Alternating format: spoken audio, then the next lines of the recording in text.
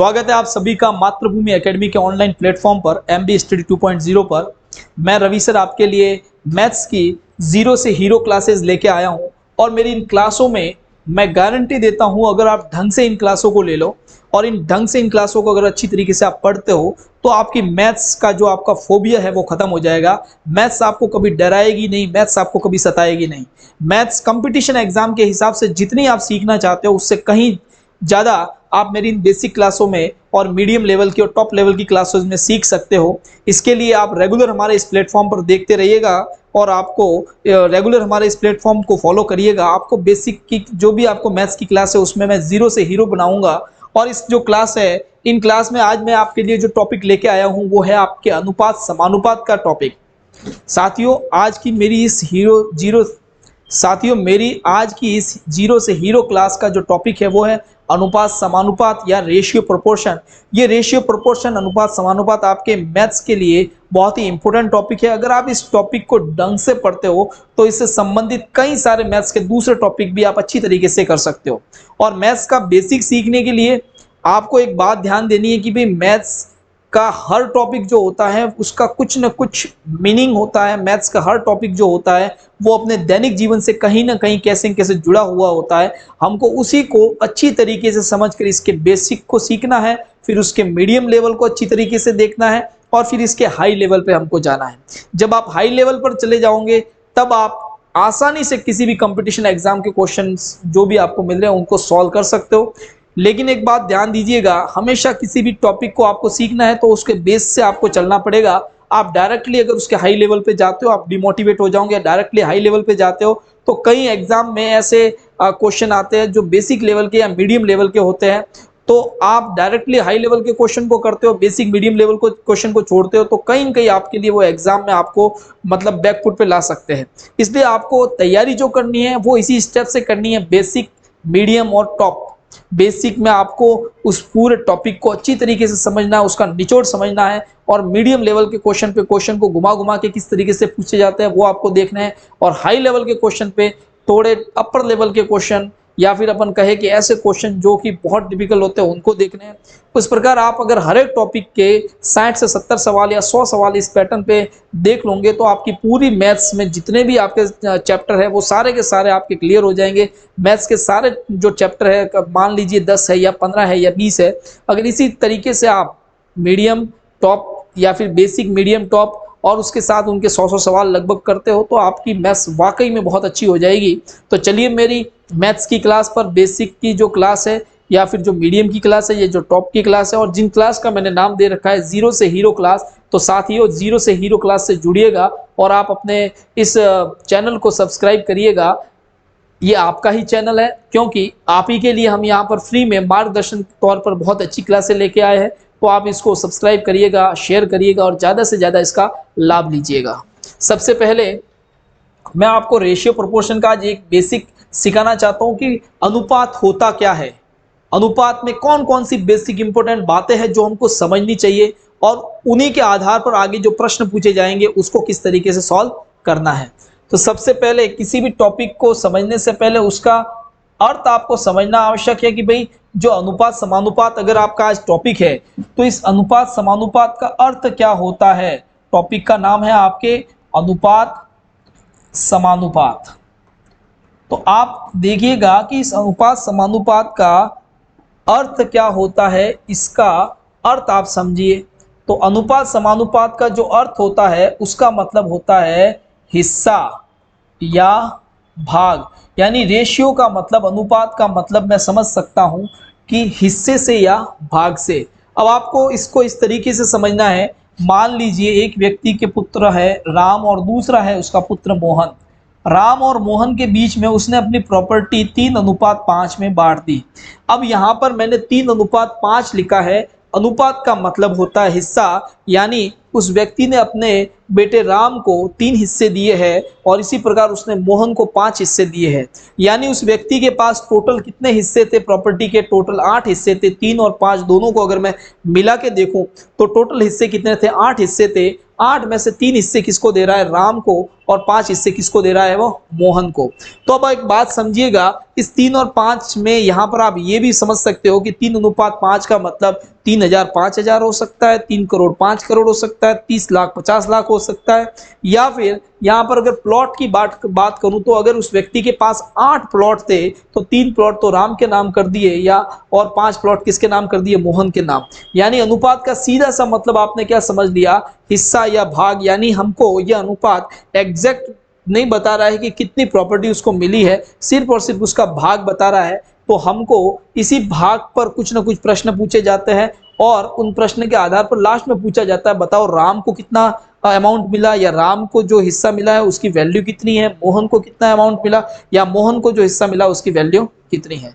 अब इसमें कुछ बेसिक बात आप ध्यान दीजिएगा, इंपॉर्टेंट फैक्ट्स आपको बता रहा हूँ। सबसे पहला इंपॉर्टेंट फैक्ट्स आप देखिएगा कि जब भी कोई अनुपात दिया हुआ होता है, जैसे मान लीजिए A:B, तो इस A:B को मैं बटा बट्टी में भी लिख सकता हूँ, A/B भी लिख सकता हूँ।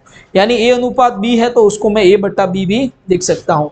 इस प्रकार जैसे मैंने लिख दिया 3:5, तो इसी को अगर मुझे बटा बट्टी में लिखना है तो मैं क्या लिख सकता हूँ? 3/5 भी लिख सकता हूँ। भले ऐसे लिखूँ या ऐसे लिखूँ, ये दोनों ही क्या है? सही माने जाएंगे। एक और कंडीशन अगर मैं आपको कहूँ, जैसे मैंने लिख दिया A/B और A/B की जो वैल्यू है वो मैं लिख रहा हूँ 3/5। तो जो A के सामने जो वैल्यू लिखी हुई है वो A की ही होगी और जो B के सामने वैल्यू लिखी हुई होती है वो B की ही होती है। और जब भी बटा बटी में कोई संख्या होती है तो वो बटा बटी वाली संख्या कट पीट के ही हमारे सामने होती है। तो आप देखिए A के सामने अगर 3 लिखा हुआ है तो ये 3 भाग इसको मिले, और B के सामने 5 लिखा हुआ है तो ये 5 भाग इसको मिले। तो अगर मुझे इसको अनुपात में बदलना है तो 3:5 आएगा। अगर इसको बटा बटी में लिखना है तो 3/5 हो जाएगा। अब देखिए इसी प्रकार नेक्स्ट पॉइंट नंबर 2। अब कभी कभी एग्जाम में अनुपात समानुपात के जो क्वेश्चन आपको मिलेंगे, या फिर आप जब इस टॉपिक को समझोगे, इसके क्वेश्चन सॉल्व करोगे, तो अनुपात समानुपात आपको बटा बटी में भी मिल सकता है। यानी फ्रैक्शन में कभी आपको बटा बटी में अनुपात समानुपात मिल जाए, या अनुपात आपको जो रेशियो आपको बटा बटी में मिल जाए, तो क्वेश्चन को कैसे सॉल्व करेंगे समझिएगा। देखिए साथियों, कभी कभी आपको अनुपात समानुपात में जो रेशियो होता है, जो अनुपात होता है, वो बटा बटी में मिल जाता है या बटा बटी में आपको रेशियो दे दिया जाता है। तो हमको सबसे पहले उसको सरल अनुपात में बदलना होगा। तो आप क्या करोगे, जैसे मान लीजिए A की वैल्यू 1/2 अनुपात, B की 1/3 अनुपात, C की 1/5 दे दी। तो सबसे पहले आपको बटा बटी वाले अनुपात को किस में बदलना चाहिए या बदलना होगा? उसको आपको सबसे पहले सरल अनुपात में बदलना होगा। और सरल अनुपात में बदलने का तरीका होता है एलसीएम। यानी आप क्या करो, उसका एलसीएम ले लो। देखिए अब इसका एलसीएम जो है वो आपको कितना आ जाएगा, इसमें 30 एलसीएम इसका आ जाएगा। आपने क्या किया, 2 का भाग इसमें दे दिया, ये 15 आ गया। इसमें इसका भाग आपके 10 बार और इसमें इसका भाग आपके 6 बार। तो 15:10:6। अगर ये आगे कट रहा है तो काट दीजिए, वरना फिर यही क्या है, आपका सरल अनुपात है और यही आपके किस में कन्वर्ट हो जाएगा, सरल अनुपात में कन्वर्ट हो जाएगा। अब देखिए, यानी इस सेकंड नंबर पॉइंट में आपने सीखा कि कोई भी अनुपात दिया हो तो उसको आप किस में कन्वर्ट कर सकते हो, बटा बटी में कन्वर्ट कर सकते हो। अब इसमें अगर आप देखोगे ध्यान से तो आपने जिस तरीके से इसको कन्वर्ट किया, इसी तरीके से कई और आपको अलग अलग पैटर्न मिल सकते हैं। जैसे मान लीजिए ये पॉइंट नंबर 3 में लिख रहा हूं, A:B:C आपको दे दिया 2/3, 1/4 और 1/2। अब आपको इस अनुपात में ये मिल गया है तो आपको इसको सरल अनुपात में बदलना है। सरल अनुपात में बदलने के लिए सिंपल सा मेथड होता है, एलसीएम लेके इसको सॉल्व करो। एलसीएम लेके सॉल्व करने का मतलब 3 और 4 और 2 का जो एलसीएम आएगा वो कितना आ जाएगा, आपका 12 आ जाएगा। ये 2 से 4 और ये 8 टाइम, ये आपके 3 टाइम और ये आपके कितना आ जाएगा, 2 से 6 टाइम। तो इसका जो सरल रूप हो जाएगा 8, 3 और 6 हो जाएगा। यानी आपने इसको सरल में चेंज कर दिया, सरल अनुपात में 8:3:6 में इसको चेंज कर दिया। तो इस तरीके से आपको अलग अलग पैटर्न पूछे जा सकते हैं। यानी जब भी बटा बटी में फ्रैक्शन में आपको अनुपात मिल रहा है तो आप उसको कैसे कर सकते हो, एलसीएम लेके सॉल्व कर सकते हो। चलिए देखिए पॉइंट नंबर 4 देखते हैं, या जो भी हम इसमें आगे जो हमने किए हैं पॉइंट नंबर 4 के हिसाब से अब मैं आपको बताना चाहता हूं कि एग्जाम में कभी कभी रेशियो आपको सरल अनुपात में सीधा नहीं मिलता है, दो अलग अलग अनुपात मिलते हैं। जैसे मान लीजिए एक तो मिल गया ए अनुपात बी, इसी प्रकार दूसरा मिल गया बी अनुपात सी। अब इसमें खासियत क्या होगी, ध्यान देना, ये बी इसमें भी है और बी इसमें भी है, ऐसा आपको रेशियो मिलेगा, ऐसा अनुपात मिलेगा। तो ऐसे रेशियो अनुपात को किस तरीके से कंबाइन करना है, इसको भी आपको सरल अनुपात में बदलना पड़ेगा, क्योंकि बी इसमें भी है बी इसमें भी है, तो इनको भी आपको क्या करना पड़ेगा, इस पूरे को आपको किस में बदलना पड़ेगा, सरल अनुपात में बदलना पड़ेगा। ठीक है, सिंपल रेशियो में बदलना पड़ेगा। और वो किस तरीके से बदलोगे, ध्यान देना, उसको चेंज करने के लिए जैसे मान लीजिए मैंने ए की value they the 3:4, A B की अनुपात दे दिया 3:4, और यहाँ पर मैं दे रहा हूँ 2:7। अब इसको मुझे अगर सॉल्व करना है तो मैं किस तरीके से सॉल्व करूंगा, ध्यान से देखना, दो अनुपातों को मैं ऐड कर रहा हूं और सरल अनुपात में बदल रहा हूं। तो कैसे, जो कॉमन है उन दोनों को आप एक साथ गुणा कर दो। सबसे पहले उन दोनों का गुणा, जैसे इनका आ गया 8। अब इसी बॉक्स में जो सबसे पीछे वाली संख्या है उसको आगे वाली से गुणा कर दो, और जो आगे वाली है उसको पीछे वाली से गुणा कर दो। तो ये 2 का गुणा 3 से 6, और इस 4 का गुणा इस 7 से 28। अब ये आगे अगर कट रहा है तो काटिए, देखिए 2 के पाड़े से ये 3 आ जाएगा, ये 4 आ जाएगा और ये 14 आ जाएगा। इसका मतलब आपने इसको सरल अनुपात में बदल दिया। ये कितना आ गया, 3:4:14। इस प्रकार आपने ये जो आपने अनुपात प्राप्त किया है वो है आपके ए बी सी। तो एग्जाम में अगर आपको इस तरीके से ए बी और बी सी मिल रहे हैं तो उसको एक कंबाइंड करके सरल रूप में चेंज करना पड़ेगा, और आपको जो वैल्यू मिलेगी वो ए बी सी की मिलेगी। अब एग्जामिनर क्या करेगा, कभी कभी आपको ए बी बी सी भी देगा और साथ में सी डी एक एक्स्ट्रा और अनुपात देगा, यानी 3 अनुपात को आपको कंबाइन करना पड़ेगा। तो जैसे मान लीजिए ए अनुपात बी, बी अनुपात सी और सी अनुपात डी। अब इसमें ए अनुपात बी मान लीजिए आपको मिल गया 2:3, यह आपको मिल गया 3:5, यह आपको मिल गया 2:5। अब इसको आपको एक सरल अनुपात में बदलना है, तो किस तरीके से बदलोगे, और उसका पैटर्न वही रहेगा साथियों। सबसे पहले तो आपने इन दोनों को जोड़ना सीख लिया है, ए बी और बी सी को जोड़ना सीख लिया है, तो वही पैटर्न रहेगा। इन दोनों का गुणा कर दो, 3 तिया 9, इसका इससे गुणा 6, इसका इससे गुणा कितना आ जाएगा, ये 15। अब ये आगे कट रहा है तो काट दो, आगे किससे कटेगा, ये 3 के पाड़े से 2, 3 और ये 5, 2:3:5 आ गया। अब इसी से आपको कंबाइंड किसको करना है, सी अनुपात डी को। सी अनुपात डी कितना मिल गया, 2:5। तो ये तो आपने ए बी सी की वैल्यू निकाल दी, ये ए है, ये बी है और ये सी है। अब आपको इससे जोड़ना है किसको, सी डी को जोड़ना है। तो सी डी को कैसे जोड़ोगे, सी डी को जोड़ने के लिए आपको जो दोनों ही सी की वैल्यू है उनको पास पास में रखना है और इन दोनों का गुणा कर देना है, कितना आ गया 10। अब इसी 2 को आगे जितनी भी संख्या है, मतलब ये पीछे वाली संख्या है, आगे जितने भी अनुपात है उनसे गुणा कर दो। 2 का गुणा 3 से 6, 2 का गुणा 2 से 4। इसी प्रकार इस बॉक्स में जो 5 दिया हुआ है इसको पीछे वाली संख्या से गुणा कर दो, तो 5 का 5 से गुणा 25। आगे ये कट रहे हैं तो काट दीजिए, वरना यही आपका सरल अनुपात हो जाएगा, यानी यही आपका एक कंबाइंड अनुपात हो जाएगा, 4, 6, 10 और 15। तो इस प्रकार आप क्या कर सकते हो, 2 से अधिक अनुपातों को कंबाइंड रूप से जोड़ सकते हो। इस तरीके से आपको सीधा एग्जाम में एक छोटा सा प्रश्न मिल सकता है, या फिर कोई बड़ा प्रश्न होगा उसमें पहली 2 लाइनें ऐसी दी होगी तो उसको अपन को ऐसे सरल अनुपात में बदल के क्या करना पड़ेगा, आगे सॉल्व करना पड़ेगा। अब एक पैटर्न आपको बता रहा हूं, पैटर्न नंबर 6 देखिए।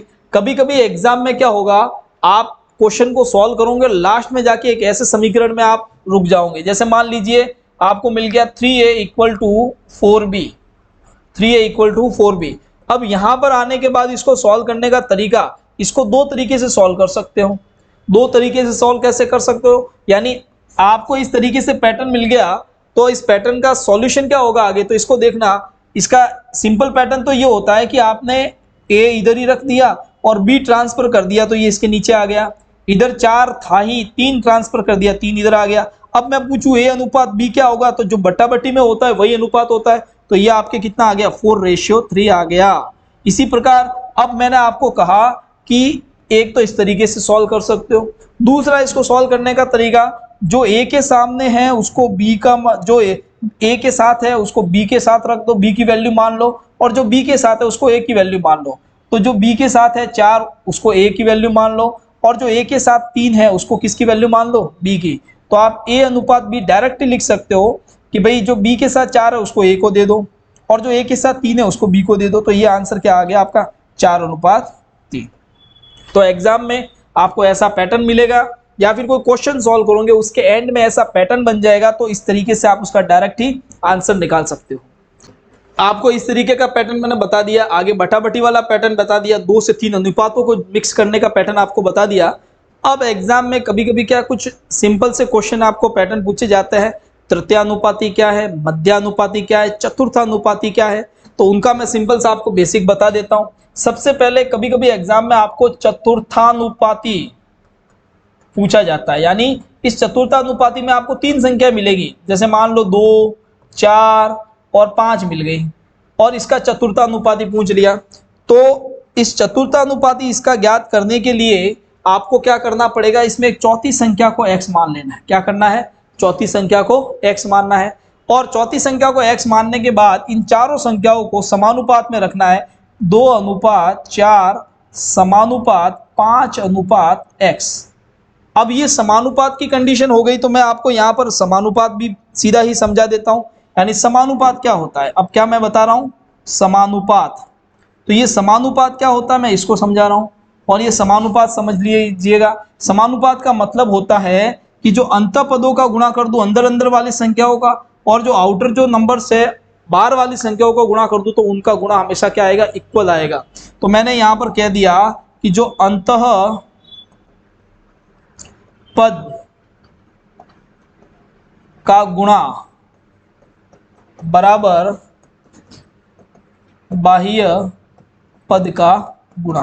तो ये क्या होता है, आपके समानुपात का पैटर्न होता है। यानी समानुपात का जो फॉर्मूला होता है वो क्या होता है, अंत पदों का गुणा बराबर क्या होता है, बाह्य पदों का गुणा। तो अंत पदों का गुणा, जैसे इसमें क्या कर दूं, 4 का गुणा 5 से कर दूं, तो इसको मैं किसके बराबर रख सकता हूं, 2 गुणा x के बराबर रख सकता हूं। और फिर इस समीकरण को सॉल्व करोगे तो आपको x की वैल्यू मिल जाएगी, और जो x की वैल्यू आएगी वो चतुर्थानुपाती आएगी। अब इसी प्रकार कभी कभी आपको क्या है, मध्यानुपाती पूछ लिया जाता है। क्या पूछ लिया जाता है, मध्यानुपाती पूछ लिया जाता है। इस मध्यानुपाती का मतलब क्या होता है, तो मध्यानुपाती का मतलब समझिएगा, जैसे मान लीजिए कि आपको कोई इसमें मध्यानुपाती के लिए 2 संख्या मिल गई, जैसे 2 और ये 5। तो जब भी आपको मध्यानुपाती कहा जाए तो इसके मध्य में आपको संख्या तो 2 ही मिलेगी, तो आपको क्या करना है, इसके मध्य में 2 संख्याओं को मानना पड़ेगा। और 2 संख्याओं कैसे मानोगे, 2 इधर लिख दो, 5 इधर लिख दो, और 2 बार x लिख दो। और अब ये 4 संख्या हो गई, तो इसको आपको अनुपात में रख देना है। अनुपात में इधर अनुपात और बीच में समानुपात। और समानुपात रखने के बाद आपको पता ही है अंत पदों का गुणा और बाह्य पदों का गुणा।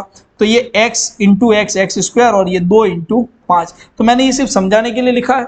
आगे जो क्वेश्चन आएगा तो उस पैटर्न से हल करोगे तो आपको x की वैल्यू मिल जाएगी, और x के ऊपर से यहाँ से स्क्वायर हटेगा। ध्यान देना साथियों, अगर बेसिक सीख रहे हो तो ये भी बता दो, x के ऊपर से स्क्वायर हटाओगे तो इधर जो भी संख्या होगी उसके ऊपर क्या आ जाएगा, अंडरूट आ जाएगा। ठीक है, यानी उसका वर्गमूल निकालोगे तब आपको x की वैल्यू मिलेगी। तो इस प्रकार आपने एक देखा मध्यानुपाती, एक देखा आपने चतुर्थानुपाती। ठीक है, इसी प्रकार आपको कभी कभी पूछा जाता है घनानुपाती। क्या पूछा जाता है, धनानुपाती। कभी पूछा जाता है वर्गानुपाती। कभी पूछा है घनमूलानुपाती। कभी पूछा जाता है घनमूलानुपाती। कभी पूछा जाता है वर्गमूलानुपाती। तो इन चारों को समझना आप। इन चारों का मतलब यह है, घनानुपाती का मतलब घन करना है, यानी घात 3 लगानी है a के ऊपर, जो भी संख्या उसके ऊपर क्या लगानी है, घात 3 लगानी है, आपको आंसर मिल जाएगा और उसको अनुपात में बना के दे देना है। वर्गानुपाती का मतलब जो भी संख्या उसके ऊपर घात 2 लगा देनी है, यानी 2 बार उसको गुणा कर देना है, और जो भी आएगा उसको अनुपात में बदल देना है। इसी प्रकार वर्गमूलानुपाती, यानी जो भी संख्या होगी उसका क्या निकालना है, जे घनमूलानुपाती में क्या निकालना है, घनमूल निकालना है। यानी जो भी संख्या होगी उसका घनमूल, यानी जैसे आप देखो कि भाई 125 किसका घनमूल है, 125 5 का घनमूल है, यानी 5 इंटू 5 इंटू 5 करोगे तो 125 आता है। यानी बेस क्या है उसका, घनमूल क्या है, तो घनमूल किसका है, ये 5 का घन, मतलब 125 का घनमूल क्या होगा, 5 होगा। इसको कहते हैं क्यूब रूट, ठीक है, और इसको कहते हैं स्क्वायर रूट।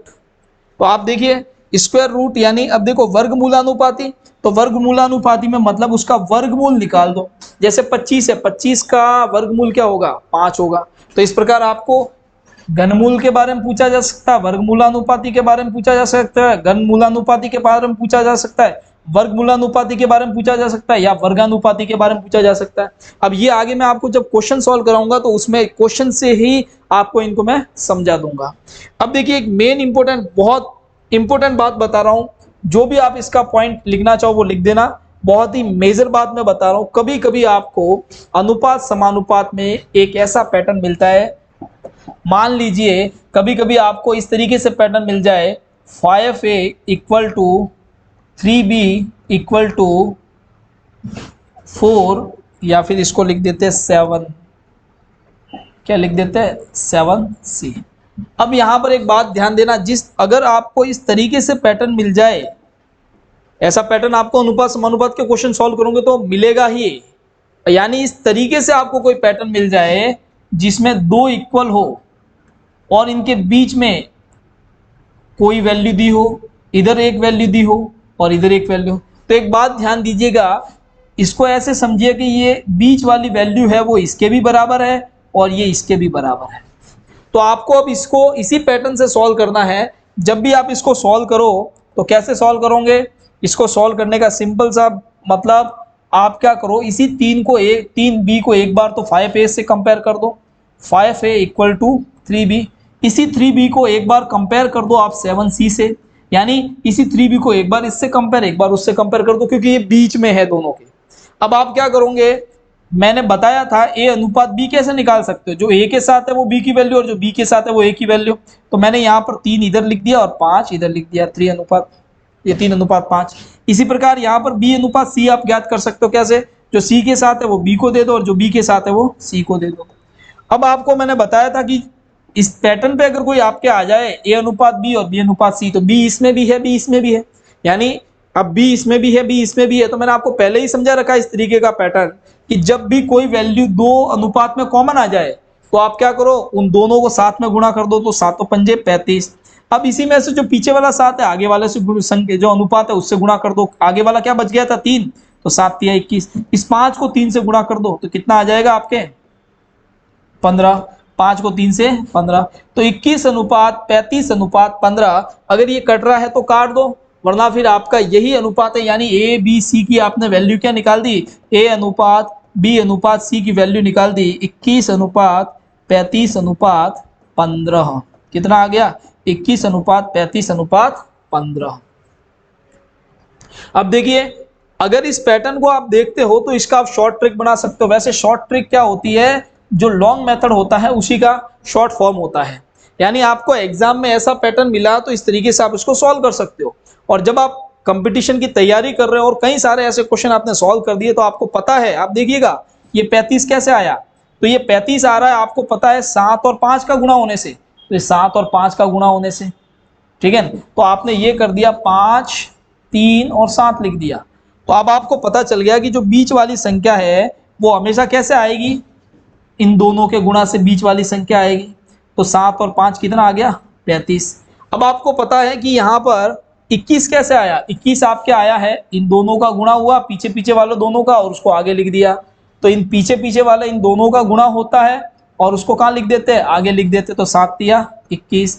अब आपको पता 15 कैसे आया, 15 आगे वाले दोनों का गुणा से आया। देखिए 15 क्या आया, 5 और 3 के गुणा से। तो आपने क्या किया, इन दोनों का गुणा करके इसको पीछे लिख दिया, कितना आ गया 15। 21 अनुपात 35 अनुपात 15। अब एग्जाम में आपके ऐसा का ऐसा क्वेश्चन आगे वापस आ रहा है, या फिर आप ऐसे कैसे कंपटीशन के लिए क्वेश्चन खूब सारे मिला रहे हो, तो आप देखना इसी पैटर्न से आप एक बार लॉन्ग मेथड को समझ गए हो तो ट्रिक से इसको डायरेक्टली सॉल्व करो। ट्रिक से वापस देखिए आप सॉल्व कैसे कर रहे हो, मैंने बता दिया आपको कि भाई दोनों संख्याओं आगे पीछे वाले को गुणा करके बीच में लिख दो, पीछे वाले दोनों का गुणा करके आगे लिख दो और आगे वाले दोनों गुणा करके पीछे लिख दो। इसी पैटर्न पे मैंने आपको क्वेश्चन दे दिया 3a equal to 5b equal to 9C, ठीक है। तो अब आप इसको सॉल्व करके बताइए कैसे सॉल्व कर सकते हैं। आपको बताया इन दोनों का गुणा, 9 तिया 27 बीच में आ जाएगा, पीछे वाले दोनों का गुणा कर दो, 9 पंजे 45 आगे आ जाएगा, आगे वाले दोनों का गुणा कर दो, 5 तिया 15 पीछे आ जाएगा। अब इसको आपने लिख दिया। अब इसको आपको काटना है तो काट दो, किससे कटेगा, 3 के पाड़े से ये कटेगा, 3 के पाड़े से ये क्या आएगा, 3 के पाड़े से ये 15, 3 के पाड़े से ये 9 और 3 के पाड़े से ये 5, तो 15:9:5 क्या आ जाएगा इसका आंसर। इस प्रकार आपने साथियों अनुपात समानुपात का एक बहुत ही बेसिक और अच्छे पैटर्न्स जो मैंने आपको बता दिए हैं। अब इसके आगे मैं आपको क्लासों में सारे इसके क्वेश्चंस पे ले जाऊंगा और एक एक क्वेश्चन को बहुत अच्छी तरीके से समझा के करवाऊंगा और आपकी बेसिक से मीडियम लेवल और हाई लेवल की क्लासेस चलाऊंगा। देखिए सबसे पहला क्वेश्चन दिया हुआ है अनुपात समानुपात का, 20 पैसे और 3 रुपए का अनुपात बताओ। तो एग्जामिनर यहाँ क्या कहना चाहता है आपको, एक तरफ तो दे दिया 20 पैसा, क्या दे दिया साथियों, एक तरफ तो दे दिया 20 पैसा और एक तरफ दे दिया 3 रुपए, तो यूनिट इक्वल है क्या, यूनिट इक्वल नहीं है। तो इस यूनिट को आपको इक्वल करना पड़ेगा और यूनिट को इक्वल कैसे करोगे, यहाँ पर आपको 20 पैसा है तो यहाँ पर भी आपको रुपए को पैसे में बदलना पड़ेगा और 1 रुपए में 100 पैसे होते हैं, 3 रुपए में कितने हो जाएंगे 300। आपने इसको काट दिया तो ये कितने हो गए आपके 2 और 15, 2 से ये 1 और ये 15, तो 1:15, ये 2 और 30 हो गए थे, तो 2 और 30 को आपने काटा, 1:15 आएगा। आंसर क्या रहेगा इसका, बी ऑप्शन इसका क्या है आंसर रहेगा। नेक्स्ट देखिए क्वेश्चन नंबर सेकंड पे चलते हैं। क्वेश्चन नंबर सेकंड क्या है, किस तरीके से इसको आपको सॉल्व करना है। क्वेश्चन नंबर सेकंड में दिया हुआ है A अनुपात B बराबर 8:15, क्या दिया हुआ है, A अनुपात B बराबर 8:15, तो ये A अनुपात B आपको दिया हुआ है 8:15। इसी प्रकार आपको B अनुपात C दिया हुआ है 5:8। इसी प्रकार आपको C अनुपात D दिया हुआ है 4:5। और इसमें पूछा क्या है हमको, A अनुपात D क्या होगा ये बताना है, A अनुपात D क्या होगा ये बताना है। तो A अनुपात D बताने के लिए आपको A B C D इन सबको एक अनुपात में एक सरल रूप से जमाना पड़ेगा। और किस तरीके से इसको जमाना है वो आपको मैंने बता रखा था कि भाई जब भी 2 अनुपात होते हैं जिसमें एक संख्या कोई भी कॉमन हो, जैसे इसमें भी B कॉमन है, इसमें भी क्या है B कॉमन है, दोनों में ही B कॉमन है, तो जो कॉमन वाली दोनों संख्या उनको पास पास में लिख दो और इन दोनों को आप क्या कर दो, जो कॉमन वाले हैं उनको मल्टीप्लाई कर दो, ये कितना आ जाएगा 75। इसी प्रकार अगर आप आगे देखोगे तो इस 5 को और इस 15 को मैंने आपको बताया था जो पीछे है उसको आगे वाले से और जो आगे है उसको पीछे वाले से गुणा कर दो, तो ये आपके हो जाएगा 8 से 40 और ये आपके हो जाएगा 120। इसी प्रकार अब देखो आपके पास A अनुपात B अनुपात C आ चुका है, ये आपने इस तरीके से इसको सॉल्व किया तो ये आ गया A, ये आ गया B और ये आ गया C। अब आपको इससे जोड़ना है C अनुपात D, तो C अनुपात D जोड़ने के लिए C और D दोनों को पास में लिख दो, क्या आ जाएगा 4:5। और इनको सॉल्व करने के लिए मैंने आपको बताया था कि जो कॉमन होता है पहले क्या है उसको गुणा कर दो। और उससे भी पहले एक बात ध्यान देना साथियों, अगर ये जितना कट रहा है उतना आप उसको काट दो। उससे भी पहले क्या करना है, आप एक काम करो, इसको 5 के पाड़े से जितना कट रहा है उतना काट दो। 5 के पाड़े से ये 8 आ जाएगा, 5 के पाड़े से ये 15 आ जाएगा और 5 के पाड़े से ये आपके आ जाएगा 24। ये अब आगे कट रहा है क्या, अब आगे नहीं कट रहा है, तो आप क्या करो, ये 4:5 है वो इससे जोड़ दो और 4:5 जोड़ोगे तो आपको वही पैटर्न मैंने जो समझाया था, क्या समझाया था कि जो बीच वाली जो कॉमन संख्या है उन दोनों का क्या करना, आपको गुणा करना है। तो 24 का 4 से गुणा हो जाएगा, ये आपके 6 और 1 ये आपके 96। इसी प्रकार आपको बताया था जो पीछे वाली होती है वो आगे वाली संख्याओं से गुणा होती है, तो ये इससे आ गया 60 और ये इससे आ गया 8 चौक 32। इसी प्रकार आपको बताया था ये पीछे वाली संख्या जो आगे वाली संख्या वो पीछे वाली से गुणा होगी, 24 का 5 से गुणा हो जाएगा, कितना आ जाएगा 120। अब ये जितना आगे कट रहा है उतना काट दो, ये आपके 2 के पाड़े से 16, 2 के पाड़े से 30, 2 के पाड़े से ये आपके आ जाएगा 48 और ये आ जाएगा 60। अभी और आप इसको काट दो आगे, 2 से 8, 2 से आपके 15, 2 से आपके 24 और 2 से आके 30। 8, 15, 24, 30 आ रहा है। अब इसमें पूछा A और D का अनुपात बताना है आपको, किसका अनुपात बताना है, A और D का अनुपात बताना। अब आगे ये नहीं कट रहा है तो आप क्या करो, A और D की वैल्यू निकालो, तो A अनुपात D ए कितना आ गया 8, डी कितना आ गया 30। इन दोनों को अगर आप और आगे काटोगे तो आंसर क्या आ जाएगा 4 और 15। तो 4:15 अगर आपको कहीं दिख रहा है तो वो आपका आंसर होगा, और वो आंसर क्या है आपके डी ऑप्शन इसका आंसर रहेगा। तो ये इस क्वेश्चन में आपने क्या सीखा कि जब 2 या 2 से अधिक अनुपातों को जोड़ना है तो किस प्रकार से इनको जोड़ सकते हैं, ये इसका एक बेसिक मैंने आपको बताया। अब देखिए क्वेश्चन नंबर 3 क्या दिया हुआ क्वेश्चन नंबर 3 में 27, 72, x और 8। ये अगर आपको नहीं दिख रहा है तो मैं लिख देता हूं 27:72 समानुपात x/8 ये दिया हुआ है। अब इसको सॉल्व करने के लिए आपको बताया था जब भी समानुपात का निशान लग जाए तो अंदर वाली दोनों संख्याओं का गुणा बाहर वाली दोनों संख्याओं के गुणा के योग के मतलब इन दोनों के गुणा के बराबर होता है। तो आपने इस 72 का मल्टीप्लाई कर दिया x से, इसी प्रकार 27 का मल्टीप्लाई कर दिया 8 से। तो x की वैल्यू क्या आएगी, x की वैल्यू 27 मल्टीप्लाई 8/72। इसको अगर आप आगे सॉल्व करते हो तो देखिए 8 से 1, 8 से 9, 9 से ये कितने बार 3 बार, तो x की वैल्यू आपको मिल जाएगी 3। तो अब देखिए यहाँ पर कोई बच्चा इसको डायरेक्ट ये इसी तरीके से सॉल्व कर सकता था, पक्षांतरण करने की जरूरत भी नहीं है। अब आपको पता है इधर 8 है, 8 से 1 और ये आपके कितनी बार आ जाएगा 9 बार, 9 से वापस ये 3 बार। तो आप ऊपर ऊपर डायरेक्टली काट सकते हो जब दो संख्याओं के बीच में आपको गुणा मिल जाए, इक्वल में दोनों समान स्तर पर है तो आप इसको क्या कर सकते हो डायरेक्टली काट सकते हो, नहीं तो आप पक्षांतरण करके उसको डायरेक्टली आंसर निकालो। आंसर क्या आ जाएगा इसमें x की वैल्यू आपकी कितनी आ जाएगी 3। तो सी ऑप्शन इसका सही है, x की वैल्यू कितनी रहेगी इसमें 3। चलिए नेक्स्ट क्वेश्चन नंबर 5 दिया हुआ है, मैं डायरेक्टली आपको इसको बता देता हूं। अक्षर इसमें फॉन्ट हो सकता है आपको छोटे दिख रहे हो, लेकिन ये मैंने यहां पर लिख दिया 3:5 का। यहां पर क्या पूछा गया आपको घनानुपाती पूछा गया है। क्या पूछा गया है घनानुपाती पूछा गया है। घनानुपाती का मतलब होता है, घन का मतलब होता है क्यूब। क्या होता है क्यूब, यानी आपको क्या करना है इसका क्यूब निकाल के इसका रेशियो बताना है। तो घनानुपाती में आप 3 का क्यूब निकालोगे तो 3 का क्यूब कितना आ जाएगा 27, 5 का क्यूब कितना आ जाएगा 125। अब कई बच्चे बेसिक क्लास ले रहे हैं तो वो कहेंगे सर ये 27 और 125 कैसे आए। तो एक बात ध्यान दीजिएगा, मैंने घन बोला है, घन का मतलब किसी भी संख्या को 3 बार गुणा करना होता है। तो 3 को अगर मैं 3 × 3 × 3 करूंगा तो कितना आ जाएगा 27, 3 × 9, 9 × 27। इसी प्रकार अगर मैं 5 को 3 बार गुणा कर दूंगा तो ये आपके ये 25 और ये 5 से वापस 125। तो इस प्रकार ये 27, 125 आ जाएगा। आपका आंसर क्या रहेगा ए ऑप्शन, इसमें से 27:125 इसका आंसर रहेगा। तो कोई डाउट है तो आप कह सकते हो, लेकिन बिल्कुल बेसिक तौर पे मैं आपको बता रहा हूँ और बेसिक आपका एक बार इसमें आपको क्लियर करना है। चलिए नेक्स्ट क्वेश्चन नंबर 5 देखिए, इसको मैं यहीं पे सॉल्व करवाने की कोशिश करता हूं डायरेक्टली। ठीक है, कुछ क्वेश्चन को आपको सीधा शीट में देखना, सीधा आंसर निकालना है।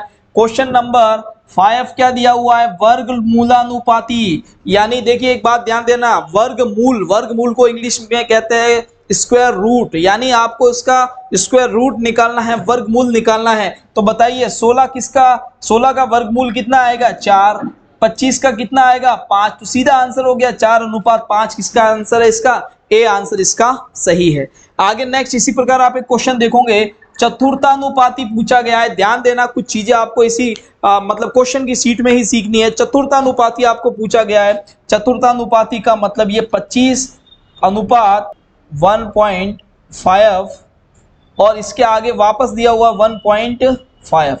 तो आपको चतुर्थानुपाती ज्ञात करना है तो इन दोनों आगे वाले को और लास्ट जो पीछे वाली संख्या है उसके साथ क्या करना है x लगा दो। चतुर्थानुपाती में जो 3 संख्याएं दी हुई है उनके बीच में समानुपात का निशान लगा सकते हो, बराबर का भी निशान लगा सकते हो। मैं इसमें क्या कर देता हूं, एक बार समानुपात का निशान लगा देता हूं।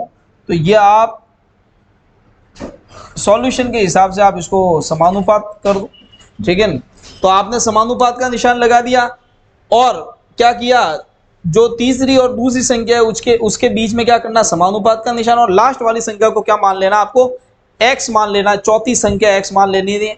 तो ये आपके क्या हो जाएगा, चतुर्थानुपाती। अब इसकी वैल्यू निकालो, इन दोनों का गुणा हो जाएगा, इन दोनों का गुणा हो जाएगा, इन दोनों का गुणा आपके कितना आ जाएगा 1.5 मल्टीप्लाई 1.5, और ये x का 25 से गुणा कितना आ जाएगा 25 मल्टीप्लाई x आ जाएगा। अब आपको x की वैल्यू निकालनी है तो उससे पहले आप देखो कि ये आपके कितना दिया हुआ है 1.5 मल्टीप्लाई 1.5, और ये x अगर आप इधर लाओगे तो नीचे आ जाएगा।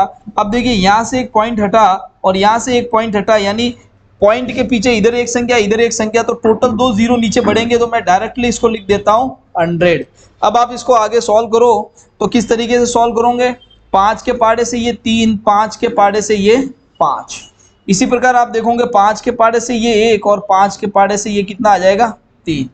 अब आपने देखा कि x की वैल्यू क्या आ गई, ऊपर तो 9 आ गए, नीचे कितने आ गए आपके 100, तो x बराबर कितना आ जाएगा 0। देखो 9 तो ऐसे ही रहेगा, ये 2 जीरो है तो 0, ठीक है, 2 संख्या के बाद पॉइंट तो 1 और ये, तो 0.09 इसका आंसर रहेगा। कितना आंसर रहेगा 0.09। तो यहाँ पर देखो कितना, मतलब 2 आपको ऑप्शन देखो 0.9 भी दिया हुआ है और 0.09 भी दिया हुआ है। आपको अपनी कैलकुलेशन एकदम सही रखनी है।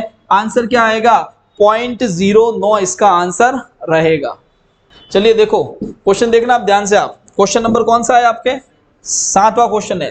5 व 10 का तृतीयानुपाती निकालो। तृतीयानुपाती का मतलब 5 और 10 है, इस 10 को ही तीसरी संख्या मान लो वापस 10, और क्या कर दो एक और एक्स्ट्रा मान लो x, ये आपके समानुपात का निशान, और ये क्या किया मैंने, तृतीयानुपाती मतलब दूसरी संख्या है उसी को तीसरा मान लो और फिर x। तो अब आप इन दोनों का गुणा और इन दोनों का गुणा कर दो, 5 multiply x equal to 10 into 10, ये 5 एकम 5 और ये 2, तो x इक्वल टू आपके कितना आ जाएगा आंसर 20, और 20 आंसर कहाँ दिख रहा है ए में। कितना इजी है। और ये प्रश्न आपको जब बेस तैयार कर रहे हो तब एक बार एक प्रश्न कर देना, इसमें एक अच्छी तरीके से सीख लेना है। ये छोटे छोटे प्रश्न तो किसी कंपटीशन एग्जाम में आ जाए तो वो तो आपके लिए फ्री नंबर है, ठीक है। वैसे अगर किसी क्वेश्चन एग्जाम में शायद ये मिले भी नहीं, लेकिन अगर मिल जाए तो ये फ्री नंबर है, ये आपके गलत नहीं होने चाहिए। हम बड़े लेवल पे तो चले गए, बड़े क्वेश्चन तो कर दिए, बेस अपन का तैयार ही नहीं है, छोटे छोटे क्वेश्चन आपने देखे ही नहीं। अरे मुझे क्वेश्चन टफ क्वेश्चन तो आते हैं पर बेसिक क्वेश्चन नहीं आता है, फिर वहां जाके आप हमेशा पीछे रह जाते हो। 6 27 का 7 हासिल का 2 3 576, और x की वैल्यू आपको x स्क्वायर है, ये आपके x स्क्वायर कितना आ गया 576, तो x की वैल्यू क्या आएगी 576 के ऊपर रूट लग जाएगा, और ये 576 किसका होता है 24 का होता है साथियों, किसका होता है 24 का। आंसर क्या आ जाएगा A answer. Next question number 9। Question number 9 क्या दिया हुआ देखना, x अनुपात y 4 अनुपात 5 दिया हुआ है, और इसके अकॉर्डिंग आपको कहा गया है कि इसकी वैल्यू निकालो। किसकी वैल्यू निकालनी है 3x प्लस y, ये अनुपात 5x प्लस 3y, इसकी वैल्यू निकालनी है। पर इसकी वैल्यू कब निकालनी है, आपको x अनुपात y ऑलरेडी दिया हुआ है, x अनुपात y बराबर कितना दे दिया 4 अनुपात 5। तो जो अनुपात के साथ जो अनुपात दिया होता है कभी कभी वही उसकी क्या होती है वैल्यू होती है। अब इसमें कोई दूसरी संख्या तो दी हुई नहीं है, तो जो x का मान कितना दिया हो उसी को मान लो 4, y का मान जो दिया हुआ है अनुपात में वही उसकी वैल्यू मान लो 5। तो आप जहां पर भी x y दिख रहा है वहां पर क्या कर दो, x y की जगह उनकी वैल्यू लिख दो 3, और यहाँ पर x दिया हुआ है, x की वैल्यू कितनी है 4, 3 मल्टीप्लाई 4 कर दो, क्या कर दो 3 मल्टीप्लाई 4 कर दो, तो 3 मल्टीप्लाई 4 डायरेक्ट गुणा कर दो। मैं यहाँ पर लिख देता हूँ 4, यहाँ पर y की जगह लिख देता हूँ आपके 5, यहाँ पर 4 और यहाँ पर 5, सीधे ही कर दो। देखो 3 चौक 12 प्लस ये आपके क्या हो गया 5, यहाँ पर आपके क्या हो गया 5 चौक 20 प्लस ये हो गया आपके 15, ठीक है। इसकी वैल्यू निकाल दो, ये 17 हो गए और ये आपके कितना हो गया 35, 17 अनुपात 35 आगे करता है तो ठीक है, नहीं तो आपका आंसर क्या आ जाएगा 17 अनुपात 35 इसका आंसर रहेगा। यानी इस क्वेश्चन में क्या सीख रहे हैं, इस क्वेश्चन में ये बेस सीख रहे हैं कि कभी कभी जो अनुपात के सामने जो वैल्यू दी होती है वही उसकी वैल्यू होती है, और हमको डायरेक्टली पूछा जाता है कि भाई किसी दूसरी कंडीशन में एक्स वाई को रख के कि भाई इसका मान बताइए, तो आपको क्या करना है जो अनुपात की वैल्यू दी हुई है वही उसकी जगह पर रख देनी है और उसके बाद उसका सॉल्यूशन करना है। आया समझ में। चलिए देखो नेक्स्ट क्वेश्चन नंबर 10वां दिया हुआ है। अब ये क्वेश्चन नंबर 10 में आपको यहाँ पर मैंने दिया हुआ है 2600 रुपए जो है वो एबीसी में ऐसे बांटना है कि ये देखो 1/2 और ऐसे लिखा हुआ है, इसको आप 1/2 मत समझना, इसको आप ऐसे समझो 1/2 अनुपात 1/3 अनुपात 1/4। ओके, अब ये 1:1/2 अनुपात 1/3 अनुपात 1/4 दिया हुआ, तो जब भी आपको अनुपात बट्टा बटी में मिले तो सबसे पहली बात, जो अनुपात बट्टा बटी में आपको मिलता है उसका एलसीएम लेके आपको क्या कर देना, उसको सरल रूप में बदलना है। और सरल रूप में बदलने के लिए आपको मैंने पैटर्न बताया था। चलिए एलसीएम से एक बार इसको सॉल्व करते हैं।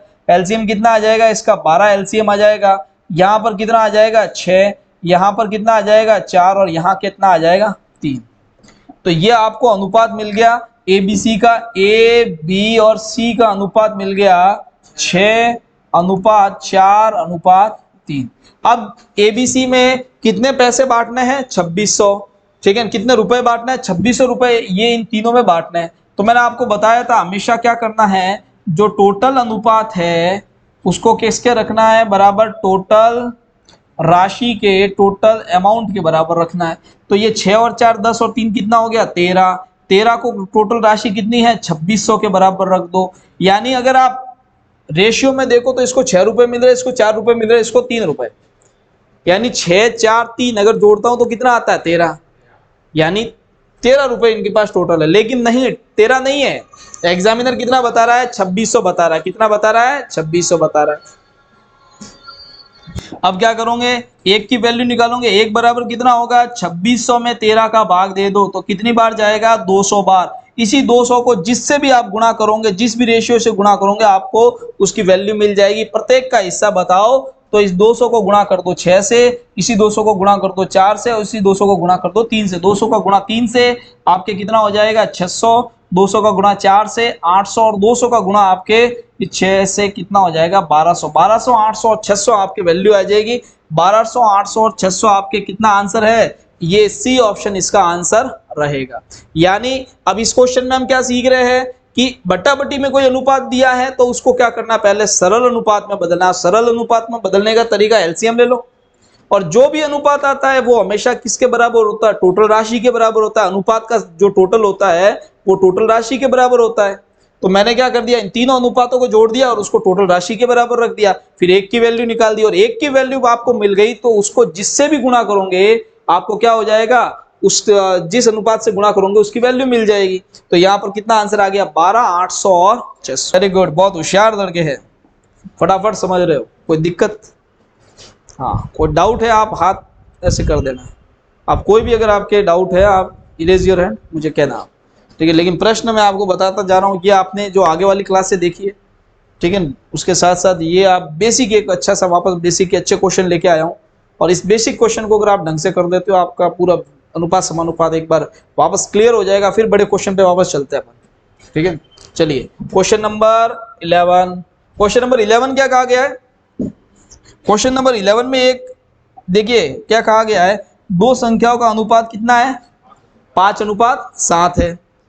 यदि प्रत्येक संख्या में 11 की वृद्धि कर दी जाए, कितनी वृद्धि कर दी जाए प्रत्येक संख्या में 11 की, तो कितना हो जाता है अनुपात 13:16 हो जाता है।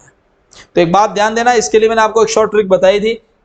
अनुपात पहला कितना दे रखा है 5:7, दूसरा अनुपात कितना दे रखा है 13:16। अब प्रत्येक संख्या में कितनी वृद्धि कर दी गई, 11 की वृद्धि कर दी गई। कितने की, 11 की।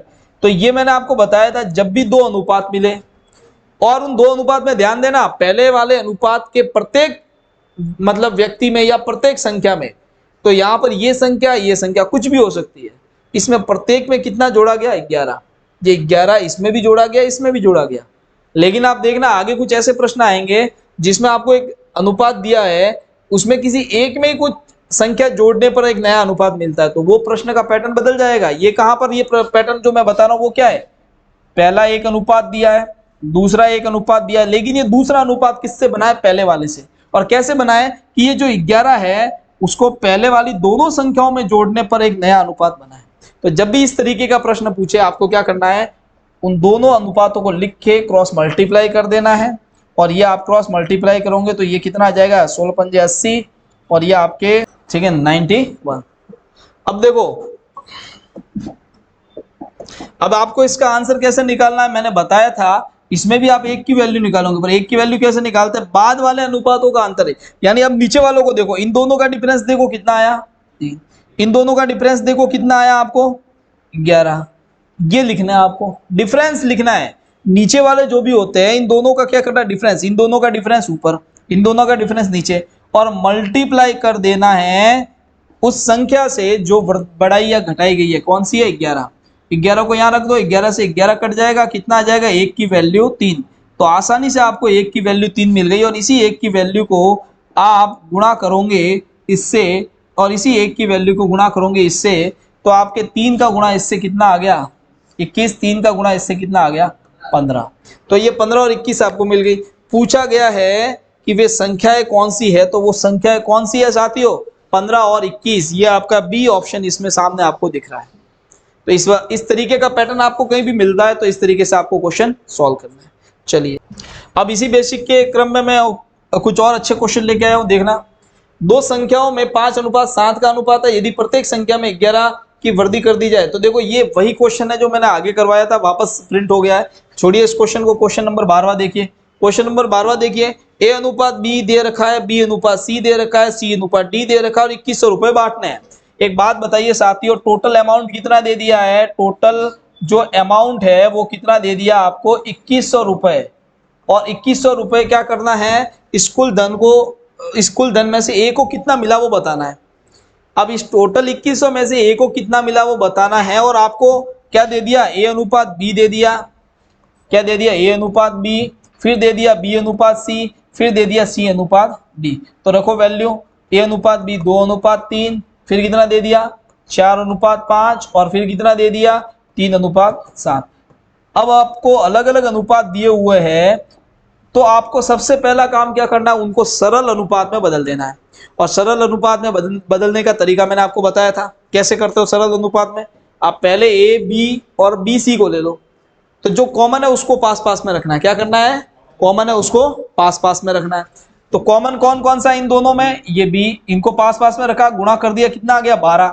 इस पीछे वाले 4 को आगे वाले से गुणा कर देना 8, आगे वाले 3 को पीछे वाले से गुणा कर देना, कितना आ जाएगा 15। अब ये कट रहा है तो काट दो, नहीं कट रहा है तो ऐसे ही रखो। अब इसी में किसको जोड़ना है, 3:7 को जोड़ दो, ये आपके एबीसी आ गया है। अब इस तरीके से करने से आपको क्या मिल गया एबीसी।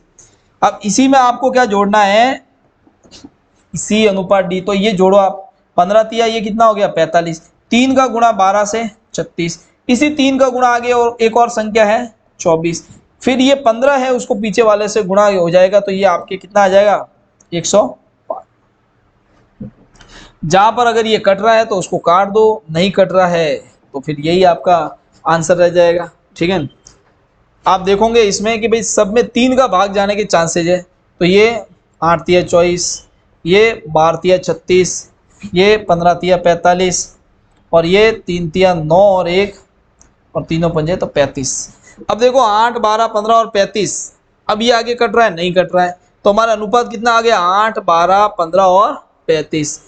अब आपको मैंने बताया था जब भी आपको अनुपात मिल जाए, अनुपात कितना मिला 8, 12, 15 और 35, टोटल अनुपात। यहां पर देखिए क्या दे रखा है, कुल धन क्या दे रखा है, सीधा लिखा हुआ कुल धन, यानी कुल धन यानी कुल अमाउंट जो है वो हमेशा कुल अनुपात के बराबर होता है। टोटल रेशियो हमेशा इक्वल होता है टोटल अमाउंट के। तो आपने क्या कर दिया, इन सबको अनुपातों को जोड़ दिया। इन सभी अनुपातों को अगर मैं जोड़ता हूं तो देखो 8 और 12 20, 20 और ये 15 कितना हो जाएंगे 35, और 35 और ये आप 35 कितना हो गया 70। यानी अगर मैं कहूं कि टोटल अनुपात कितना आ रहा है 70, इसी 70 को किसके बराबर रखना है 2100 के बराबर रख दो। तो 1 0 से 1 0 कट गया, 1 की वैल्यू कितनी आ गई 210 में 7 का भाग दे दो, 1 की वैल्यू आ जाएगी आपके 30 या 30। अब आपको पता है कि 1 की वैल्यू मिल गई तो उसको जिससे गुणा करोगे उसका आंसर मिल जाएगा। और मुझे यहाँ पर क्या ज्ञात करना है, ए का अमाउंट निकालना है। क्या अमाउंट निकालना है, ए का अमाउंट।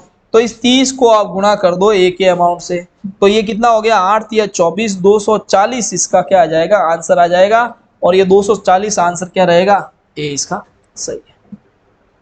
आया। चलिए साथियों, अब इसी बेसिक क्वेश्चन में आपके क्वेश्चन नंबर 13, बहुत अच्छा क्वेश्चन दिया हुआ है, देखते हैं इसको मेरे साथ आप सॉल्व करते हो या मुझसे पहले सॉल्व करते हो। क्या दिया हुआ है, ए का 60%, बी का 3/4 है, ये कितना है 3/4। तो ए अनुपात बी क्या होगा, ये ए भी लिखा हुआ ना इसमें, मतलब ए अनुपात बी क्या होगा, ये फाइंड आउट अपन को करना है। तो देखो जैसा दिया है पहले तो मैं वैसे लिख देता हूं, लिखा हुआ है ए का 60% किसके इक्वल है साथियों, बी का 3/4 के इक्वल है। तो आपको कुछ नहीं करना है, इसको सॉल्व कर दो और रेशियो निकाल दो, आपका आंसर आ जाएगा। और रेशियो कैसे निकालेंगे, जब भी दो कंडीशन इक्वल दी हो तो आप देखिए कि मैथ्स के जो नियम है वो तो चलेंगे, परसेंटेज दिया हुआ है तो सीधी सी बात है बट्टा में 100 आएगा, बट्टा बट्टी दिया है तो बट्टा बट्टी रहेगा, जहां पर जो कटना है वो कटेगा ही। तो आपने क्या किया, इस का को सबसे पहले मल्टीप्लाई में चेंज कर दिया, 60% था तो 60/100 कर दिया, बी को वापस मल्टीप्लाई 3/4 कर दिया।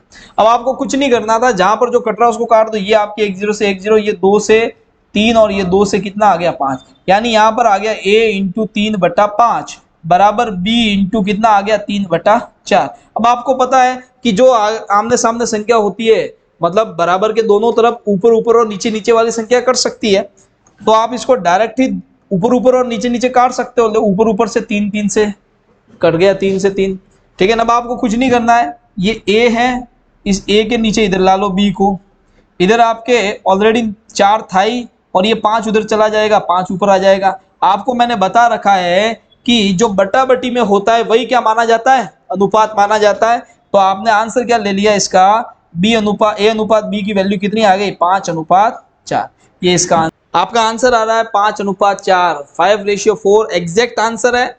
यहाँ पर आपको नहीं दिया हुआ है या फिर यहाँ पर नहीं मिल रहा है, तो बैंकिंग का कोई एग्जाम है तो एक ऑप्शन मिलता है आपको, इनमें से कोई नहीं। इसका आंसर लिख देता हूं, इसका आंसर क्या है आपके 5:4, that is your answer. Okay, यहां पर अब देखोगे नेक्स्ट नीचे वाला क्वेश्चन 14 नंबर देखते हैं। 14 नंबर क्वेश्चन भी आपको इसी प्रकार से सॉल्व करना है। और 14 नंबर क्वेश्चन में क्या कहा गया, ध्यान से देखना साथियों। क्वेश्चन नंबर 14 जो है वो कह रहा है आपको b माइनस a का 30% equal to b plus a का 18%। बहुत अच्छा क्वेश्चन है, कैलकुलेशन है, परसेंटेज साथ में है, कैसे सॉल्व करोगे ये, मतलब ये आपके अच्छा सा क्वेश्चन आपका बेस तैयार करेगा। प्रश्न क्या दिया हुआ है, b माइनस a। अब देखना मैंने इसको क्या कर दिया, आपके सामने सेटअप कर दिया है। ये आपका 14वां क्वेश्चन है, किस तरीके से लिखना था, b माइनस a का 30%, तो क्या लिख दिया मैंने b माइनस a इंटू 30%, और यहाँ लिखा हुआ b प्लस a का 18%, तो b प्लस a का 18%, तो 18% मैंने इसके आगे गुणा में लिख दिया। अब आपको बता दूं कि प्रतिशत, ये प्रतिशत का निशान बराबर के दोनों तरफ मतलब सामने सामने ही है, तो ये परसेंटेज से परसेंटेज सीधे ही काट दो, कहीं 100 लिखने की जरूरत नहीं है आपको, परसेंटेज से परसेंटेज कट गया। अब ये भी अगर कट रहा है तो काट दो, देखो ये 6 के, ये 6 तिया 18 और ये 6 पंजे 30, ये कट गया। अब आपके यहाँ पर क्या आ गया, b minus a multiply 5 equal to b plus a multiply क्या आ जाएगा 3। अब आपको क्या करना है, इस 5 का इन दोनों से 5b minus 5a equal to 3b plus 3, इस तरीके से गुणा कर देना। अब आप क्या करो, इसको पक्षांतरण कर दो, a को एक तरफ कर दो और b को एक तरफ कर दो। a को एक तरफ करेंगे तो देखो ध्यान देना, अगर मैं इस 3 को इधर ला लूं, ये आपके जो प्लस का जो 3 दे रखा है, सॉरी ये आपके जो यहाँ पर देखो ये दिया हुआ है प्लस 3a, इस 5a को मैं अगर उधर पक्षांतरण कर दूं तो ये कितना हो जाएगा आपके, ये 8a हो जाएगा। इसी प्रकार इस 3b को इधर लाऊं तो कितना हो जाएगा 2b हो जाएगा। अब आपको इसको काट देना है, 2 से 1 और 2 से 4, तो यहाँ पर आ गया 1b और यहाँ पर आ गया 4a। अब आपको मैंने बताया था, एक बेसिक पैटर्न बताया था कि a अनुपात b निकालना है, तो कैसे निकालोगे, अगर इस तरीके से कोई मतलब समीकरण आपके सामने जम गया तो इसका आंसर कैसे निकालोगे। मैंने बताया था जो a के साथ होता है वो b की वैल्यू मानी जाती है और जो b के साथ है वो a की वैल्यू मानी जाती है, या फिर जिस मतलब जो बीज है या फिर ए बी जिसके सामने जो वैल्यू दी हुई है वही उसकी वैल्यू मानी जाती है। जैसे बी है, बी के सामने क्या है 4, तो ये यहाँ पर लिख दो। ए के सामने क्या है 1, तो ये यहाँ लिख दो, यानी आंसर आ जाएगा आपका 1:4, 1:4, इसका क्या आ जाएगा, आंसर आ जाएगा 1:4। ये आपके बी ऑप्शन इसमें से सही है। तो बहुत अच्छा क्वेश्चन था, इस तरीके के आपके क्वेश्चन, ये 13वां क्वेश्चन 14वां क्वेश्चन आपका एक बेस क्लियर करता है। अनुपात समानुपात को इस तरीके से आप समझ के सॉल्व कर सकते हो, और ऐसे ऐसे खूब सारे प्रश्न करने के बाद आप जैसे ही मीडियम लेवल के क्वेश्चन पे जाओगे तो ये बेसिक पैटर्न तैयार है। कोई भी प्रश्न किसी भी तरीके से आपको दिया हुआ है, आराम से समझ के इसको सॉल्व कर सकते हो। क्वेश्चन नंबर 15, नंबर डालिएगा और कैसे सॉल्व करना मेरे साथ साथ इसको सॉल्व करिएगा। देखिए क्वेश्चन नंबर 15 में क्या दिया हुआ, 182 को 3, 5, 4, 1 के अनुपात में 4 भागों में विभाजित कीजिए, न्यूनतम भाग कौन सा है वो बताना। बिल्कुल इजी क्वेश्चन, ठीक है। क्या दिया हुआ है, टोटल अमाउंट दिया हुआ है 182, कितना दिया हुआ साथियों 182। अब आपको क्या कर देना है, 3:5:4:1 में इसको बांटना है और इसने पूछा है कि न्यूनतम भाग आपको बताना है। तो न्यूनतम भाग यानी सबसे कम रेशियो वाला होगा वही सबसे न्यूनतम भाग होगा। पर उससे पहले यहां पर देखिए एग्जामिनर ने आपको 182 रुपए क्या दिया है, टोटल अमाउंट दिया है। तो ये टोटल अमाउंट प्रश्न हल करने के लिए दिया है, सिर्फ और सिर्फ शो पीस में रखने के लिए नहीं दिया है, सिर्फ और सिर्फ देखने के लिए नहीं दिया है। इसका मतलब दिमाग लगाओ, 182 रुपए आपको दिया हुआ है, उसको किसके बराबर रख सकते हो, टोटल अमाउंट के बराबर रख सकते हो। ये आप 3 और 5 कितना हो गया 8, और ये आपके 4 12 और 1 13, तो ये 13 बराबर किसके रख देना है 182, यानी इधर टोटल अनुपात और इधर टोटल राशि। टोटल अनुपात किसके बराबर होता है, टोटल राशि के बराबर।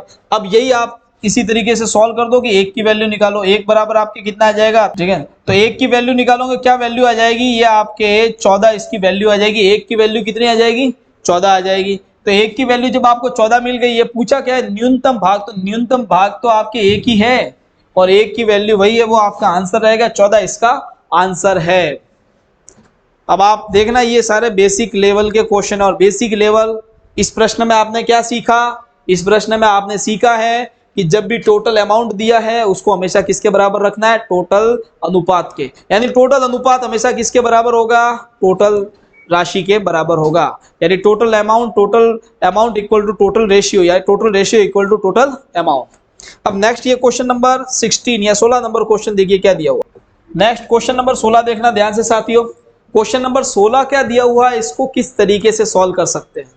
क्वेश्चन नंबर 16 में आपको दिया हुआ है कि भाई एक थैले में 25 पैसे, 10 पैसे, 5 पैसे के सिक्कों का अनुपात है।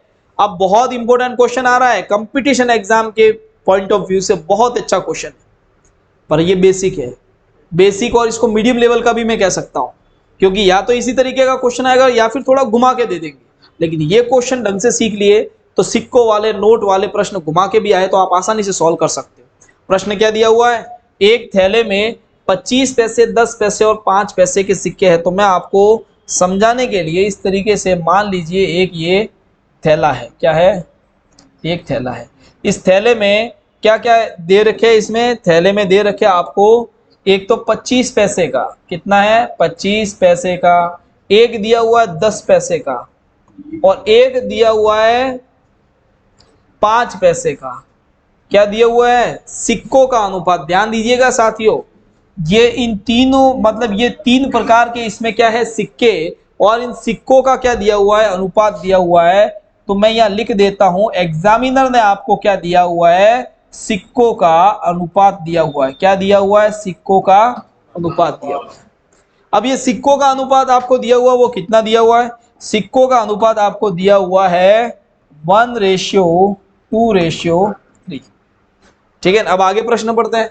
यदि थैले में कुल धन कितना है 60 रुपए, टोटल अमाउंट दे दिया 60 रुपए, थैले में टोटल अमाउंट कितना मिल गया आपको 16 रुपीज मिल गया।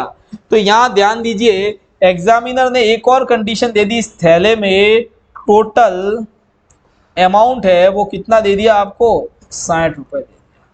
अब एक बात ध्यान दो साथियों, इधर तो आपको अनुपात मिल रहा है, इधर आपको टोटल अमाउंट मिल रहा है। अब कोई लड़का कहे सर इसमें भी ऐसे ही करे क्या, टोटल अमाउंट को टोटल अनुपात के बराबर रखे, नहीं ऐसा नहीं कर सकते।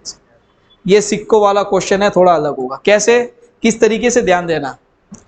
यहां पर आपको दिया हुआ है सिक्कों का अनुपात, और यहां पर अमाउंट क्या है, एक वैल्यू है, एक मूल्य दे दिया।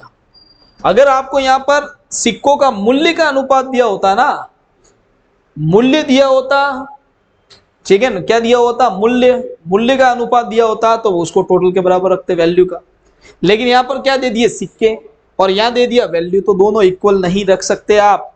तो आपको दोनों को इक्वल रखने के लिए इक्वल बनाना पड़ेगा, और बनाने के लिए, इक्वल बनाने के लिए आपको क्या करना पड़ेगा, जो सिक्कों का अनुपात है उसको कन्वर्ट कर दो वैल्यू में, मूल्य में उसको कन्वर्ट कर दो, वैल्यू में इसको कन्वर्ट कर दो। और वैल्यू में कैसे कन्वर्ट करेंगे, ध्यान देना साथियों। समझना इस चीज को। अगर मैं कहूं कि भाई यहां पर क्या है 1:2:3 दिया हुआ है, क्या दिया है सिक्कों का अनुपात, ये सिक्के दिए हुए हैं 1, 2 और 3, यानी आपको 25 पैसे के सिक्के कितने मिल रहे हैं, 25 पैसे का सिक्का कितना मिल रहा है, ये देखो पहला तो है आपके 25 पैसे का, दूसरा कितना दिया हुआ 10 पैसे का, और तीसरा कितना दिया हुआ है 5 पैसे का सिक्का। तो 25 पैसे का एक सिक्का दिया हुआ है, तो वैल्यू कितनी हो गई 0.25 रुपीज, इतनी तो वैल्यू होगी उसकी, रुपए में देखूं तो 0.25 रुपए। अगर 10 पैसे दिए हुए हैं और 10 पैसे के कितने सिक्के हैं, 2 सिक्के हैं, तो 0.20, 2 सिक्के हैं ना 10-10 पैसे होंगे, तो 0.20 रुपीज, पॉइंट में बने पता कर दिया, 10 पैसा यानी 0.10 रुपए, 2 सिक्के यानी 0.10 यानी 0.20। इसी प्रकार 5 पैसे के कितने सिक्के हैं 3, तो पॉइंट देखो 5 पैसे के है ना, तो ये कितना हो गया 0.15 हो गया, कितना हो गया 0.15 रुपीज, कितना हो गया। अब इन सबको जोड़ दो आप, इन सबको क्या कर दो जोड़ दो, तो जोड़ोगे तो कितना आ जाएगा आपके ये, ठीक है, ये आपके आ जाएगा 30 और 40 और ये 60, तो ये टोटल कितना आ जाएगा इसमें 60, और ये 0.60 रुपीज आ जाएगा, कितना आ जाएगा 0.60 रुपीज। अब देखिए 0.60 रुपीज क्या है, इसकी वैल्यू आई कि नहीं आई, अब ये वैल्यू है, ये क्या है आपके वैल्यू है, ये भी क्या है आपके वैल्यू है। तो आप इसको इस तरीके से कर सकते हो कि ये पॉइंट टोटल, जैसे ये यहाँ पर 0.60 इक्वल टू, अब इस 0.60 को टोटल अमाउंट 60 के बराबर रख सकते हो। तो अब आप 1 की वैल्यू निकालो, तो 1 की वैल्यू क्या आ जाएगी 60/0.60। अब इसको सॉल्व करोगे तो आपको पता ही है पॉइंट हटेगा तो ऊपर क्या है 2 जीरो बढ़ जाएंगे, और ये वापस आप 1 जीरो से 1 जीरो काट दो, 600 बटा कितना आ जाएगा 6, और ये 1 की वैल्यू कितनी आ जाएगी आपके 100, 1 की वैल्यू कितनी आ जाएगी 100। तो 25 पैसों के सिक्कों की संख्या बताओ, तो 25 पैसों के सिक्कों की संख्या बताओ, तो 25 पैसों के सिक्कों के अनुपात से इसको गुणा कर दो, 1 की वैल्यू 100 है, तो यहाँ पर 1 ही दिया हुआ 25 पैसों के लिए, तो कितना आंसर आ जाएगा 100 ही इसका आंसर आएगा। अब इस क्वेश्चन में ध्यान देना साथियों, आपको ऐसे क्वेश्चन सिक्कों वाले आगे मिलेंगे, खूब सारे क्वेश्चन ऐसे आएंगे, कंपटीशन एग्जाम में भी आपको ऐसे क्वेश्चन मिल सकते हैं, और इनको सॉल्व करने के लिए आपको क्या करना है कि आपको देखना है कि अनुपात किसमें दिया, अनुपात सिक्कों का दिया है और आपको उधर मूल्य दिया होगा, तो आपको क्या करना है इन दोनों की यूनिट इक्वल करनी है। यूनिट हमेशा किसकी बदलोगे, अनुपात की बदलोगे। अगर ये सिक्कों का दिया है तो इसको मूल्य में बदल दो। कभी कभी एग्जामिनर क्या करेगा, यहाँ पर मूल्य का अनुपात देगा और उधर सिक्कों की टोटल संख्या दे देगा, तो आपको क्या करना है इस मूल्य के अनुपात को सिक्कों में चेंज कर देना है, और फिर सिक्कों को इस टोटल सिक्कों के बराबर रख देना है। यानी हर बार चेंज तो अनुपात को ही करना पड़ेगा, लेकिन अनुपात को चेंज करोगे तो उसके अकॉर्डिंग, उधर मूल्य दिया हुआ है तो मूल्य के बराबर चेंज कर दो, उधर सिक्कों का टोटल वैल्यू दे रखे, टोटल सिक्के दे रखे, तो इसको भी टोटल सिक्कों में बदल दो। इस प्रकार से आपको इन क्वेश्चन को सॉल्व करना है। नेक्स्ट क्वेश्चन नंबर 17 पे चलो साथियों, देखो क्या दिया हुआ है, 1250 रुपए दिए हुए हैं और इनको ABC में 4, 7 और 14 के अनुपात में बांटा जाता है। B व A के भागों का अंतर C और D के भागों के अंतर के जो अंतर है उसका डिफरेंस का क्या करना है, लास्ट में अनुपात बताना है। तो सबसे पहले तो ये देखो कि ABC का जो टोटल अमाउंट है वो कितना दिया हुआ है, टोटल अमाउंट दिया हुआ है 1250। अब आपको ABC का रेशियो कितना दे दिया, ABC का रेशियो दे दिया 4, 7 और 14। अब आपको पता है ये चीज, तो देखो जो बेस है वो आपका अगर तैयार है, और मैथ्स में अगर कुछ नियम जो लगते हैं तो वो तो नियम लगेंगे ही। आपने देखा कि यहाँ पर टोटल अमाउंट मिल गया और आपको अनुपात ऑलरेडी मिला हुआ है, तो आपको सीधी सी बात है टोटल अमाउंट को टोटल अनुपात के बराबर रख देना है। यहाँ आपने 4 और 7 कितना हो गया 11, 11 और ये आपके कितना हो गया 25 हो गए, तो टोटल अनुपात आपने इन तीनों को जोड़ दिया, कितना आया 25, और इसको किसके बराबर रख दिया 1250 के। और ये मैं बार बार कह रहा हूं टोटल अनुपात हमेशा किसके बराबर रखना है, टोटल राशि के बराबर रखना है। तो एक किसके बराबर रखोगे, ये 1250 में किसका भाग दे दो 25 का, तो आंसर कितना, इसमें एक की वैल्यू कितनी आ जाएगी 50 वैल्यू आ जाएगी। अब इसमें पूछा क्या है उसको ध्यान देना, आप जो पूछा उसको देखना। पूछा ये है कि बी और ए के भागों का अंतर, तो बी और ए के भागों का डिफरेंस कितना है? सबसे पहले बी और ए का डिफरेंस देखना है, तो बी माइनस ए। इधर आप देखो क्या दिया हुआ, सी और बी का डिफरेंस, तो सी माइनस बी, इन दोनों का डिफरेंस। तो आपको क्या करना है, डायरेक्ट ही इस 50 को मल्टीप्लाई कर देना है, इधर भी 50 को मल्टीप्लाई कर देना है। किससे मल्टीप्लाई करना है? बी और ए के जो रेशियो का डिफरेंस है उससे। मैंने क्या कहा था, जो अनुपात है, एक की वैल्यू आने के बाद उस एक की वैल्यू को जिस अनुपात से गुणा करोगे उसका मान पता चल जाएगा। अब एक की वैल्यू का मतलब, एक का मतलब 50 है, जहां पर एक लिखते हो उसका मतलब क्या होगा, 50। इन दोनों के बीच में डिफरेंस कितना है, यहाँ 4 लिखा हुआ है, यहाँ 7, कितना ज्यादा लिखा है इसने, 3। बी में कितना ज्यादा है, 3, तो 3 ज्यादा है। जब एक को मैं 50 लिखता हूं तो 3 को कितना लिखूंगा, 150। इसी प्रकार आप देखो क्या लिखा हुआ है, बी और सी का डिफरेंस बताओ, तो बी और सी के अंतर का डिफरेंस, तो इसको इससे ये आपके 14 और ये दोनों का अंतर कितना हो जाएगा, 7 ही है, तो ये आपके कितना हो गया, 350। अब एक बात ध्यान देना, इसको अनुपात में बदलना था, तो अगर मैं यहां पर देखूं, ये प्रश्न घुमा के दिया जा रहा है मुझे, ए व बी के अंतर और सी व बी के भागों के अंतर का अनुपात, ऐसे इतना ऐसे ही पूछ लिया, इनके भागों के अंतर का अनुपात, तो अंतर का अनुपात तो उनके लास्ट में जाके उनके बीच में जो रेशियो का अंतर है उसी के बराबर होगा। तो आपको डायरेक्ट ले लेना था, ए और बी का डिफरेंस कितना आ रहा है, 3, बी और सी का डिफरेंस कितना आ रहा है, 7, तो आंसर आएगा 3:7। ये 50 से 3 और ये 50 से 7, 3:7। और यहां पर भी मैंने लिख दिया, तो अनुपात में आपको पता है ये 50 से 50 कट गया, सीधा 3:7 आपका इसमें आंसर रहता। तो इतना सा आपको इसमें सॉल्व करना था, जो इसमें पूछा है वो आपने इसको समझ दिया। पूछा क्या, ए बी के अंतर का अनुपात और बी सी के अंतर का जो है उसका अनुपात निकालो, तो दोनों का अंतर इधर 3, इधर कितना आ रहा है, 7 आ रहा है, तो वही आपका आंसर होगा 3:7। क्वेश्चन नंबर 18 देखिए, क्वेश्चन नंबर क्या है, 18। प्रश्न 18वां देखो, बहुत अच्छा दिया हुआ, क्या दिया हुआ है, एक थैले में 20, 10 और 5 रुपए के नोट का अनुपात दिया हुआ। किसका दिया हुआ साथियों, नोटों का अनुपात। तो ये एक थैला है, उस थैले में क्या दिया हुआ है, 20 रुपए का एक तो नोट है, एक 10 रुपए का नोट है, और एक कौन सा है, 5 रुपए का नोट है। और इनके नोटों का अनुपात दिया हुआ है, क्या दिया हुआ है, नोटों का अनुपात। तो नोटों का अनुपात आपको कितना दिया हुआ है, 20 का, 10 का और 5 का। ये अनुपात कितना दिया हुआ है देखिएगा, 3, 4 और 5।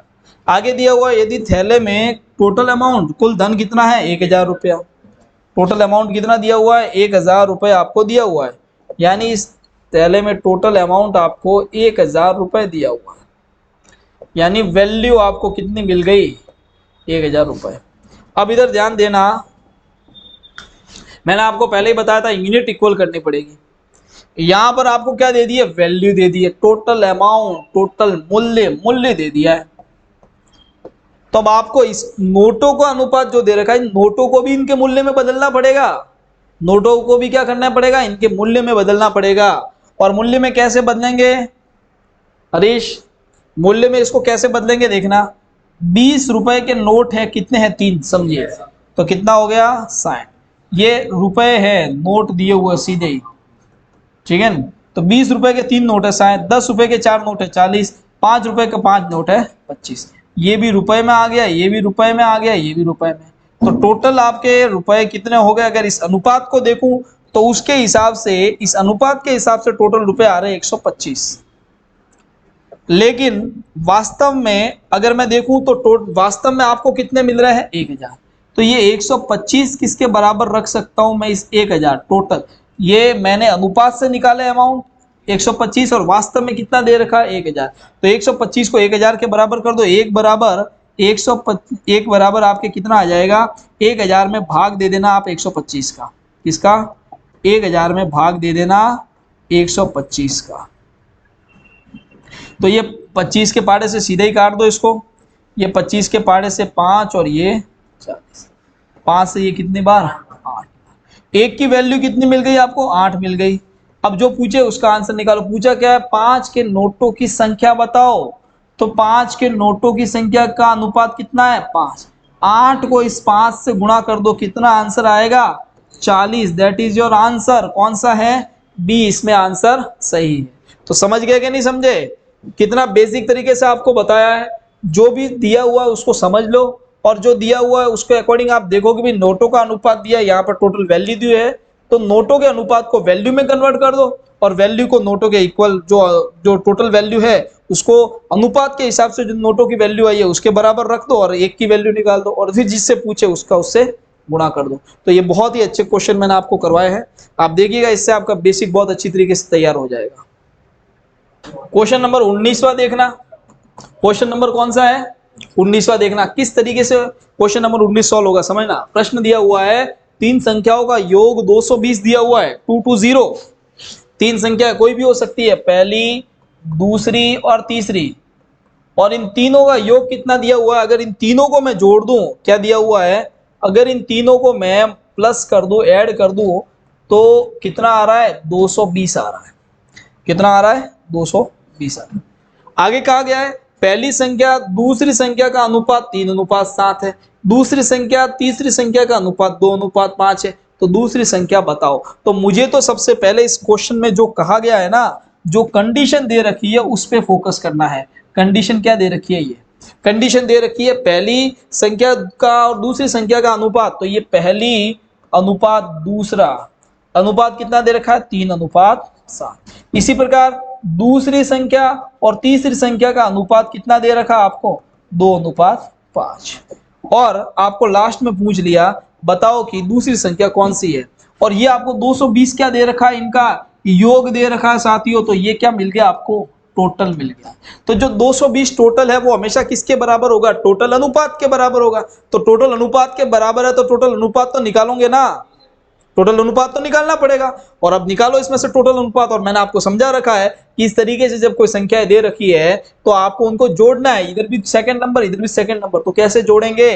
वो का वो पैटर्न, 7 और 2 का गुणा कितना हो गया? 14। इस 2 का 3 से गुणा कितना हो गया? 6। इसका इससे गुणा कितना हो गया? आगे कट रहा है तो काटो, नहीं तो फिर ठीक है, कट रहा है तो काटो, नहीं तो फिर आप क्या कर दो, सीधा का सीधा इसको जोड़ दो।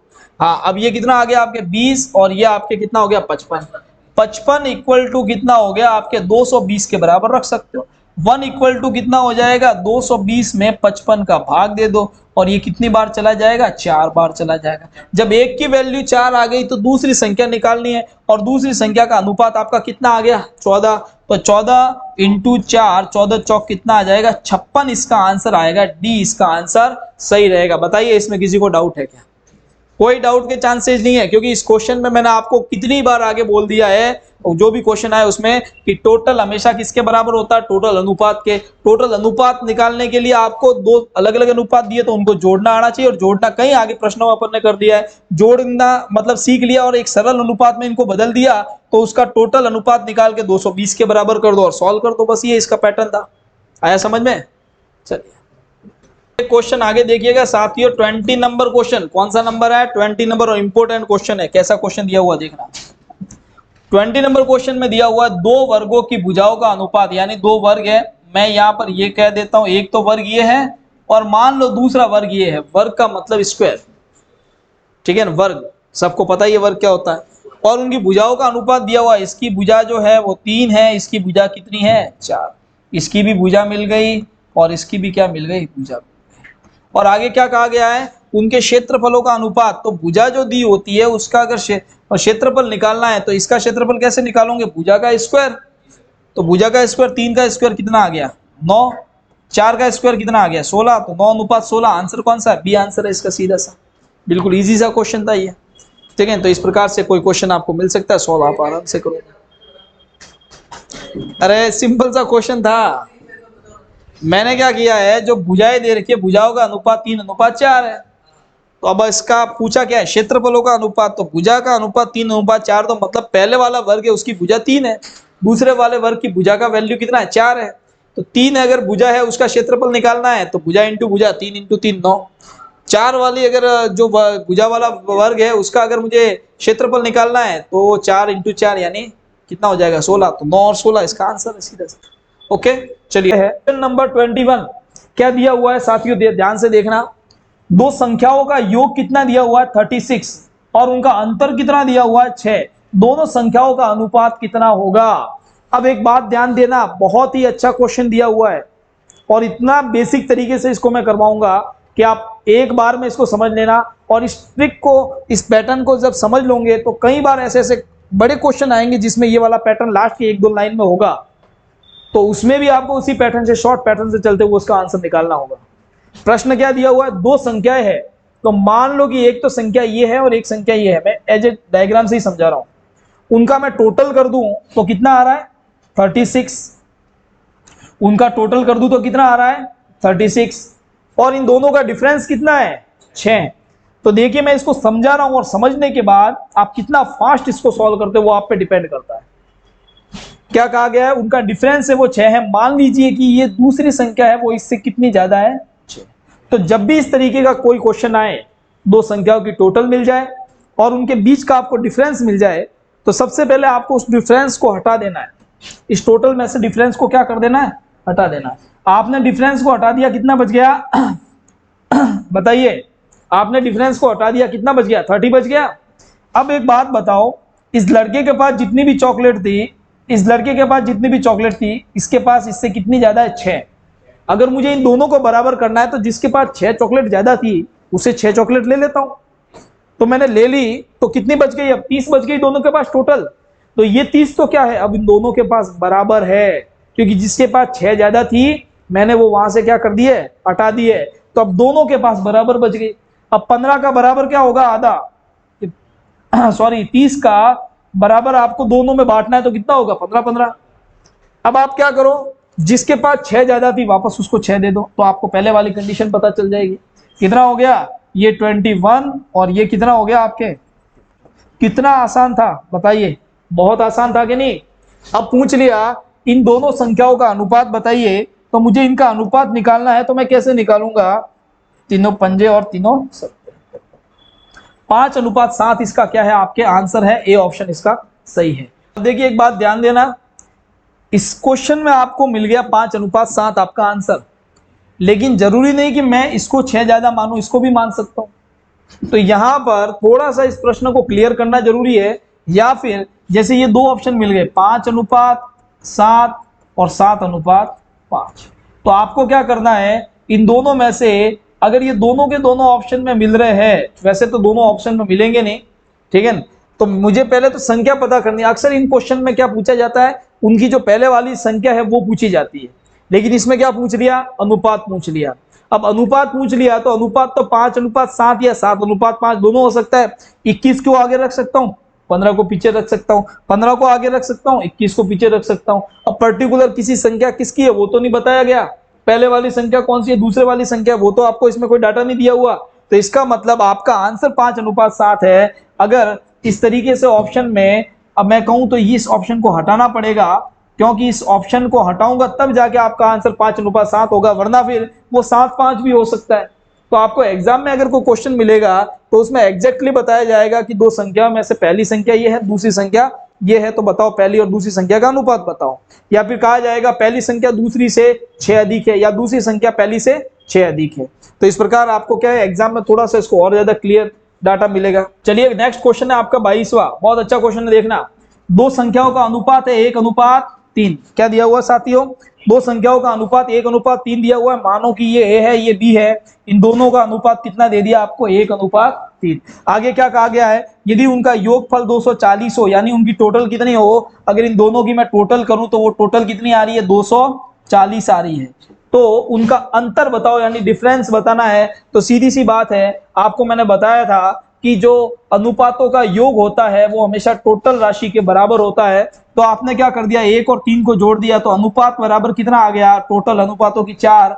और ये 4 हमेशा किसके बराबर रखोगे, टोटल के बराबर ही रखोगे, क्योंकि अगर आपने अनुपातों की टोटल की है तो उसको दोनों संख्याओं की टोटल के बराबर ही रखना पड़ेगा।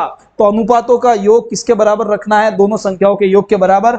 1 की वैल्यू निकाल दो, 1 की वैल्यू कितनी आ जाएगी 60 आ जाएगी, और इसी 60 को आप गुणा करोगे। देखो क्या पूछा है, इनका अंतर, क्या पूछा है, इन दोनों संख्याओं का डिफरेंस। तो आप देखो 1 और 3 का डिफरेंस कितना है, अगर आप देखोगे 1 और 3 का डिफरेंस, तो वो डिफरेंस है वो कितना मिल रहा है आपको, 2 का अंतर मिल रहा है। अब आप बताओ एक यूनिट की वैल्यू कितनी है 60, एक यूनिट की वैल्यू कितनी है 60, तो 2 यूनिट की वैल्यू कितनी होगी, तो 2 यूनिट की वैल्यू 2 इंटू 60 कितना हो जाएगा आपके 120। तो आंसर क्या आ जाएगा आपका, इसका ए आंसर रहेगा 120, इनका अंतर रहेगा। चलिए साथियों नेक्स्ट क्वेश्चन देखते हैं इसका। इससे पहले इस क्वेश्चन को आप अच्छी तरीके से नोट कर दीजिए। आप ये जो मेरे जितने भी आपके मैं क्वेश्चन आपको करवा रहा हूँ, आपको जितनी भी क्लास से पढ़ा रहा हूँ, आप इसमें से जितने भी क्वेश्चन है उनको कॉपी में नोट करिए, उनका सॉल्यूशन नोट कर दिए। एज अ बेसिक आप इनके नोट्स बनाइए और वो हमेशा आपके पास होने चाहिए, ताकि जब भी आप इस टॉपिक को वापस रिवाइज करो, बेसिक के क्वेश्चन आपने देखे या फिर आपको लग रहा है कि कोई एग्जाम के हिसाब से मुझे वापस इनको रिवाइज करना है, आप अपने रजिस्टर को उठाओ और उसमें से सारे के सारे आपके टॉपिक है उनको वापस देखो। देखिए क्वेश्चन नंबर 23 में क्या कहा गया है, एक शहर में पुरुष, स्त्री और बच्चों की संख्या का अनुपात दिया हुआ है 4:5:11। यानी मैं ये कह दूं मेल, फीमेल और बॉय, यानी मेल का कितना है 4, 5 और 11, इनका क्या दे रखा है, अनुपात दे रखा है। यदि बच्चों की संख्या, साथियों ध्यान देना, यहां पर बच्चों की संख्या कितनी एग्जैक्ट बता दी आपको, कितनी बता दी 176। आपको कुछ नहीं करना है, जो बच्चों की संख्या है वो हमेशा बच्चों की जो संख्या है वो हमेशा उनके अनुपात के बराबर होगी। तो आप देखो अगर इस क्वेश्चन में देखेंगे कि बच्चों की संख्या दे रखी है 176, तो ये 176 इसके बराबर होगी, बच्चों का जो अनुपात है उसके बराबर होगी। और उसके बाद पूछ लिया पुरुषों व स्त्रियों की संख्या क्रमशः क्या होगी, तो एक बात ध्यान देना, ये 176 क्या है, आपके बच्चों की संख्या है। अनुपात में देखूं तो बच्चे कितने हैं 11, यानी ये 11 किसके बराबर हुआ, 176 के ही बराबर हुआ। तो एक किसके बराबर होगा, एक बराबर होगा 176 में 11 का भाग दे दो, ये आ जाएगा 1, और उसके बाद ये आ जाएगा आपके 16। ठीक है, तो कितना बार वैल्यू आ जाएगी इसकी, 16 बार वैल्यू आ जाएगी। एक की वैल्यू 16 आ गई और पूछा क्या है, पुरुषों और स्त्रियों की संख्या। तो अगर मैं कहूं कि भाई मेल की संख्या कितनी होगी और फीमेल की संख्या कितनी होगी, तो आपको क्या करना है, इसी 16 को 4 से गुणा कर देना है, इसी 16 को 5 से गुणा कर देना है, ये आ जाएगा 64 और ये आ जाएगा आपके 80। तो आपके आंसर रहेगा 64 और 80। तो ये 64 और 80 आपका आंसर कौन सा है, सी आंसर इसमें से सही है। तो बहुत एक बेसिक लेवल का अच्छा क्वेश्चन था। यानी इस प्रश्न में हमको ये बताया जा रहा है या ये सीख रहे हैं कि जब भी किसी व्यक्ति की टोटल दिया हो या किसी व्यक्ति के लिए कोई डाटा दिया हो, आपको उसका डाटा उसी के अनुपात के क्या रखना है, इक्वल रखना है। यानी इस 176 जो बच्चों का डाटा दिया हुआ है, इसको मैंने बच्चों के अनुपात के ही बराबर रखा और उसके बाद 1 यूनिट की वैल्यू निकाली, और 1 यूनिट की वैल्यू आने के बाद उसको आप जिससे भी गुणा करोगे उसकी वैल्यू मिल जाएगी। नेक्स्ट वापस आपके एक बेसिक क्वेश्चन अच्छा सा, और वो क्वेश्चन क्या है देखना ध्यान से, क्या दिया हुआ है, मेल और फीमेल, यानी एक महिला और पुरुष का अनुपात कितना दिया हुआ है, मेल और फीमेल का अनुपात दिया हुआ आपको 4:7। यानी प्रश्न क्या कह रहा है कि एक कार्यालय में जो पुरुष है और जो महिला है उनका अनुपात कितना दिया हुआ है, 4:7। यदि महिलाओं की संख्या पुरुषों की संख्या से 330 अधिक हो, तो अगर यहां पर हम देखेंगे तो महिलाओं की संख्या पुरुषों की संख्या से कितनी ज्यादा है। अगर आप देखोगे तो पुरुषों की जो संख्या है वो महिलाओं की संख्या से कितनी ज्यादा है, सॉरी जो महिलाओं की संख्या है वो पुरुषों की संख्या से कितनी ज्यादा है, 330 ज्यादा है। आप अनुपात में देखो महिलाओं की संख्या पुरुषों की संख्या से कितनी ज्यादा है, 3 ज्यादा है। तो आप यहां पर ये 3 है उसको किसके बराबर रख सकते हो, 330 के बराबर रख सकते हो। क्यों, क्योंकि यहां पर अगर आप डाटा देखोगे तो महिलाओं की संख्या पुरुषों की संख्या से 330 ज्यादा है। तो ये 330 जो है क्वेश्चन में दिया हुआ है वो देखने के लिए नहीं दिया हुआ है, क्वेश्चन को सॉल्व करने के लिए दिया हुआ है। डाटा आपको कहीं न कहीं मिल रहा है, इसका मतलब कहीं ना कहीं इसका यूज होगा। आपने देखा कि अनुपात में महिलाएं कितनी ज्यादा है, 3 ज्यादा है, और वास्तव में महिलाएं कितनी ज्यादा है, 330। तो ये 3 किसके बराबर हो गया, 330 के 1 किसके बराबर होगा, इस 330 में 3 का भाग दे दिया आपने, कितना आ गया 110। और पूछा गया है कार्यालय में काम करने वालों की कुल संख्या बताओ। तो एक बात ध्यान देना, इसमें क्या पूछ लिया, लास्ट में आपको टोटल संख्या पूछ लिया। तो आप टोटल संख्या ज्ञात करने के लिए आप सीधा सा टोटल संख्या ज्ञात करने के लिए क्या कर दो, इस यूनिट को 110 को, एक यूनिट की जो वैल्यू है 110, इसको इन दोनों के टोटल से गुणा कर दो। इन दोनों का टोटल कितना आएगा, अगर इन दोनों का मैं टोटल निकालूंगा तो इन दोनों का अनुपात में टोटल कितना है 11। मुझे इसको इससे गुणा कर देना चाहिए, तो इसको मैं किससे गुणा कर दूं, 11 से गुणा कर दूं, तो ये आपके आ जाएगा 1210 इसका आंसर रहेगा। बी ऑप्शन इसका क्या है आपके एकदम सही है। ठीक है, तो ये आपको 1210 इसमें आंसर मिल गया। बहुत ही अच्छा क्वेश्चन था ये भी। चलिए ये साथियों क्वेश्चन नंबर 25 पे चलते हैं। 25 नंबर क्वेश्चन क्या है इसको ध्यान से देखना, कैसे इस क्वेश्चन को सॉल्व करना है समझना है। क्वेश्चन नंबर 25 दिया हुआ है, तीन संख्याओं का अनुपात जो दिया हुआ है वो है आपके 2:3:4। यहां पर थोड़ा सा मिसप्रिंट था, मैंने इसको ऊपर लिख दिया है। तीन संख्याओं का अनुपात कितना दिया हुआ है, 2:3:4 दिया हुआ है। और इनके वर्गों का योगफल, अगर इनका वर्ग करूं और इनका योगफल देखूं तो वो कितना आएगा 1856 के बराबर, यानी इनके वर्गों का योग है। अब ये इन संख्याओं का योग नहीं है, इनके वर्गों का। अगर उन संख्याओं का मैं स्क्वायर कर दूं और उनकी टोटल करूं तो 1856 आ रही है। तो वो संख्याएं कौन कौन सी है क्रमशः वो आपको पता करना है। तो देखिए तीन अनुपात दिए संख्याओं के, 2:3:4। तो इस क्वेश्चन को इस तरीके से आप सॉल्व कर सकते हो। माना कि पहली संख्या है 2x, दूसरी है 3x और चौथी है 4x। अब इन सबका अगर मैं वर्ग कर दूं, क्या कर दूं, वर्ग कर दूं, तो एक बात बताइए, अगर इनका मैं वर्ग करूंगा तो ये वर्ग कितना आएगा, इसका आएगा, देखिए इसका आएगा 4x², यानी ये स्क्वायर है, इस 2 के हिसाब से ये कितना हो गया 4, और ये स्क्वायर x के ऊपर भी लग जाएगा। यहीं पर ये वर्ग 3 के ऊपर भी माना जाएगा तो ये 9 हो जाएगा, और ये x के ऊपर भी माना जाएगा तो ये x²। ये बार जो कोष्टक के ऊपर स्क्वायर है वो 4 के ऊपर भी माना जाएगा, ये 16 हो गया, और x के ऊपर भी माना जाएगा तो ये x² हो गया। तो इस प्रकार आपने देखा कि इन तीनों संख्याओं का अगर मैं स्क्वायर कर दूं तो वो स्क्वायर किस हिसाब से आएगा, 4x², 9x² और 16x²। अब इन सबको अगर मैं जोड़ देता हूं तो इन सब की जोड़ किसके बराबर होती है, 1856 के बराबर होती है। तो आप इन सबको जोड़ दो, देखो आप ये कितना आएगा 29x²। कितना आएगा साथियों, 29x², और वो किसके इक्वल हो जाएगा 1856 के।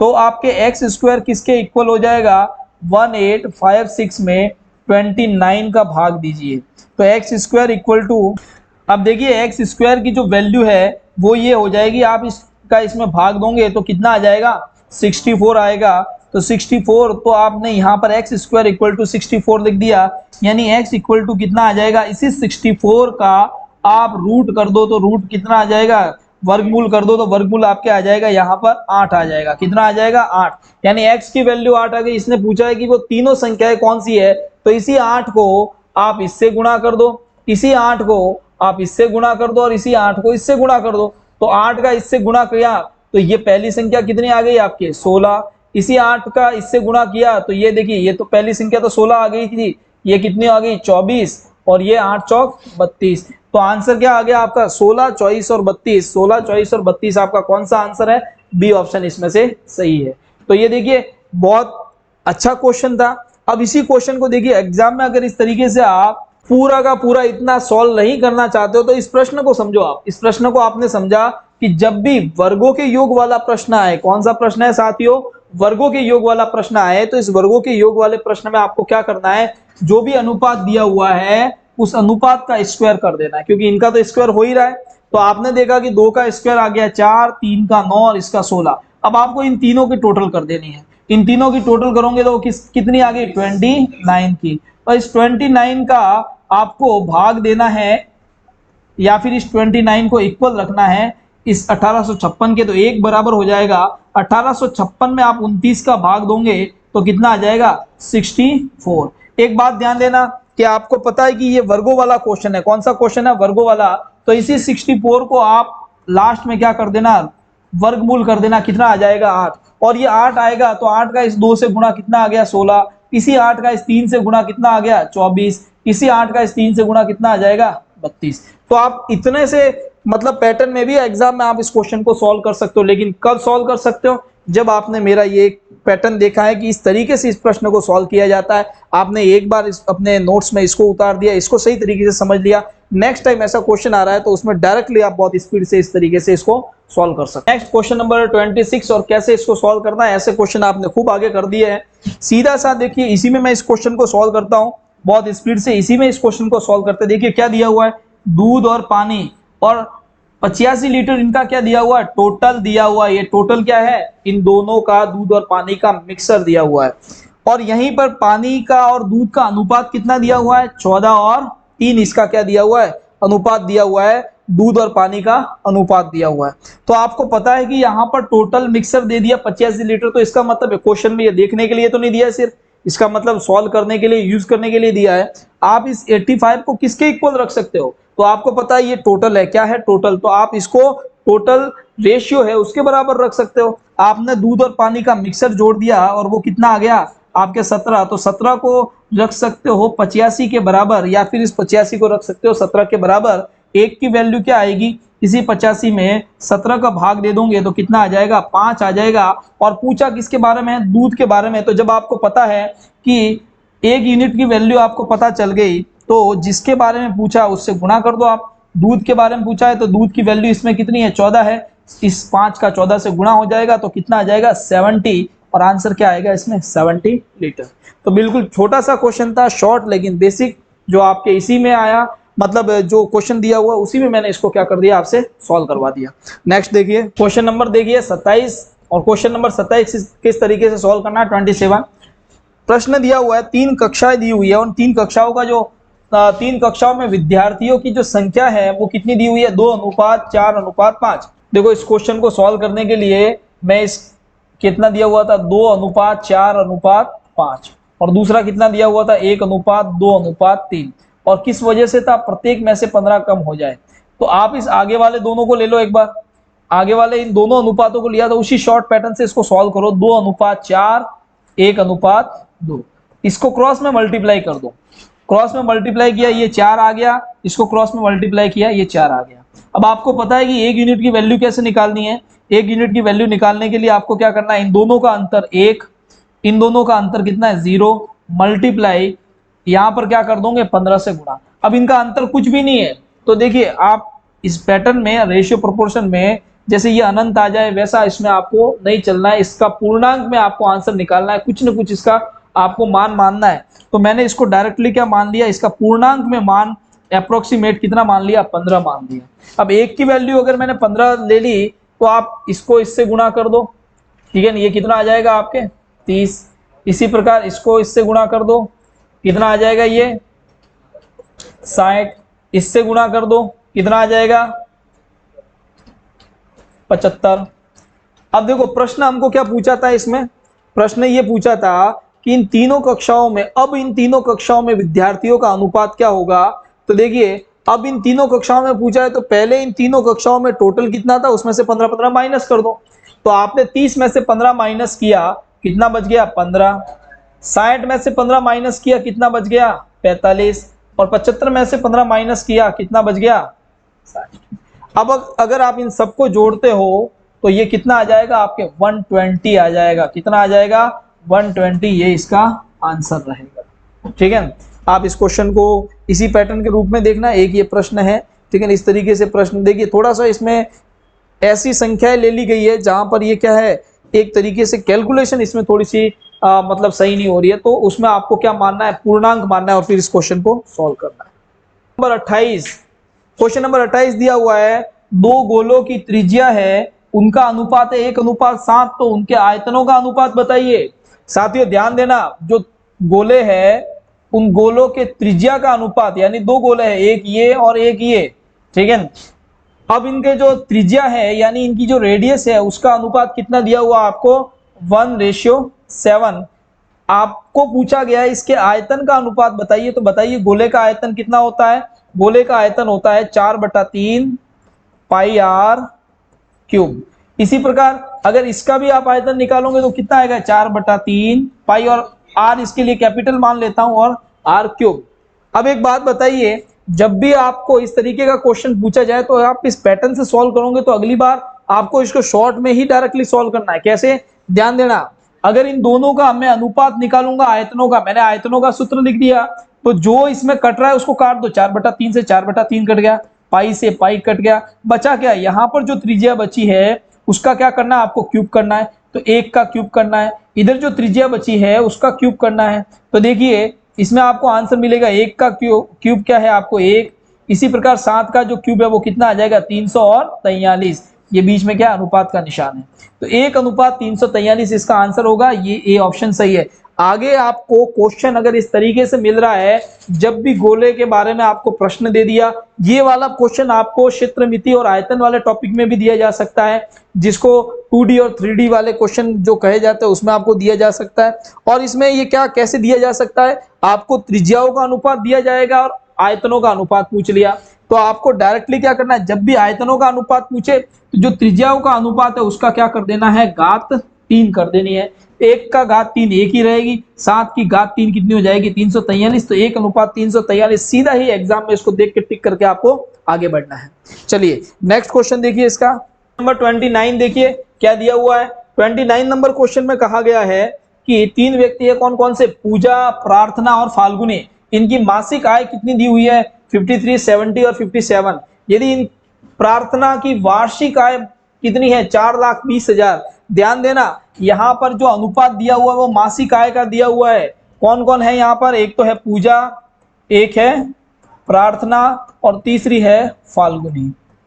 अब ये जो अनुपात है वो कितना दिया हुआ इनके बीच में, 53:70:57, और ये किसका अनुपात दिया हुआ है, इनकी मासिक आय का अनुपात दिया हुआ है। किसकी, इन तीनों की मासिक आय है उसका अनुपात दिया हुआ है। अब एक बात ध्यान दीजिए, यहाँ पर एक व्यक्ति है, ये कौन है, इसमें एक व्यक्ति है प्रार्थना। इस प्रार्थना के लिए यहाँ पर जो एनुअल है यानी वार्षिक उसकी कितनी सैलरी है वो आपको बता दी गई है, वो कितनी है, 4,20,000। कितनी है, 4,20,000 वो आपको दे दी गई है। तो आपको क्या करना है कि पहले तो देखिए यूनिट इक्वल होनी चाहिए, अनुपात समानुपात में क्वेश्चन को सॉल्व करने के लिए क्या होनी चाहिए, यूनिट इक्वल। यहाँ पर मासिक आय का अनुपात दे रखा है ये सारा, और यहाँ पर आपको दे दिया वार्षिक आय, तो आपको क्या करना है, इस वार्षिक आय को मासिक आय में बदल देना है। तो मासिक आय में इसको कैसे बदलोगे, 12 का भाग दे दोगे, यानी इसको मासिक आय में चेंज कर दो, मासिक आय। तो मासिक आय कैसे निकालोगे, इसके मासिक आय में 4,20,000 में भाग दे देना है 12 का भाग दोगे इसमें 35,000, कितनी आ जाएगी इसमें, इसकी जो मासिक आय है वो कितनी आ जाएगी 35,000। अब कुछ नहीं करना है, प्रार्थना की मासिक आय का अनुपात 70 है, प्रार्थना की मासिक आय कितनी आ गई 35,000, तो इस 70 को किसके बराबर रख देना है, 35,000 के बराबर। तो एक किसके बराबर होगा, इसी 35,000 में 70 का भाग दे देना है, 1 0 से 1 0, और ये आपके 5 और 00 500। एक की वैल्यू जब 500 आ गई तो आपको पूछा क्या गया है, फाल्गुनी की वार्षिक आय पूछी है।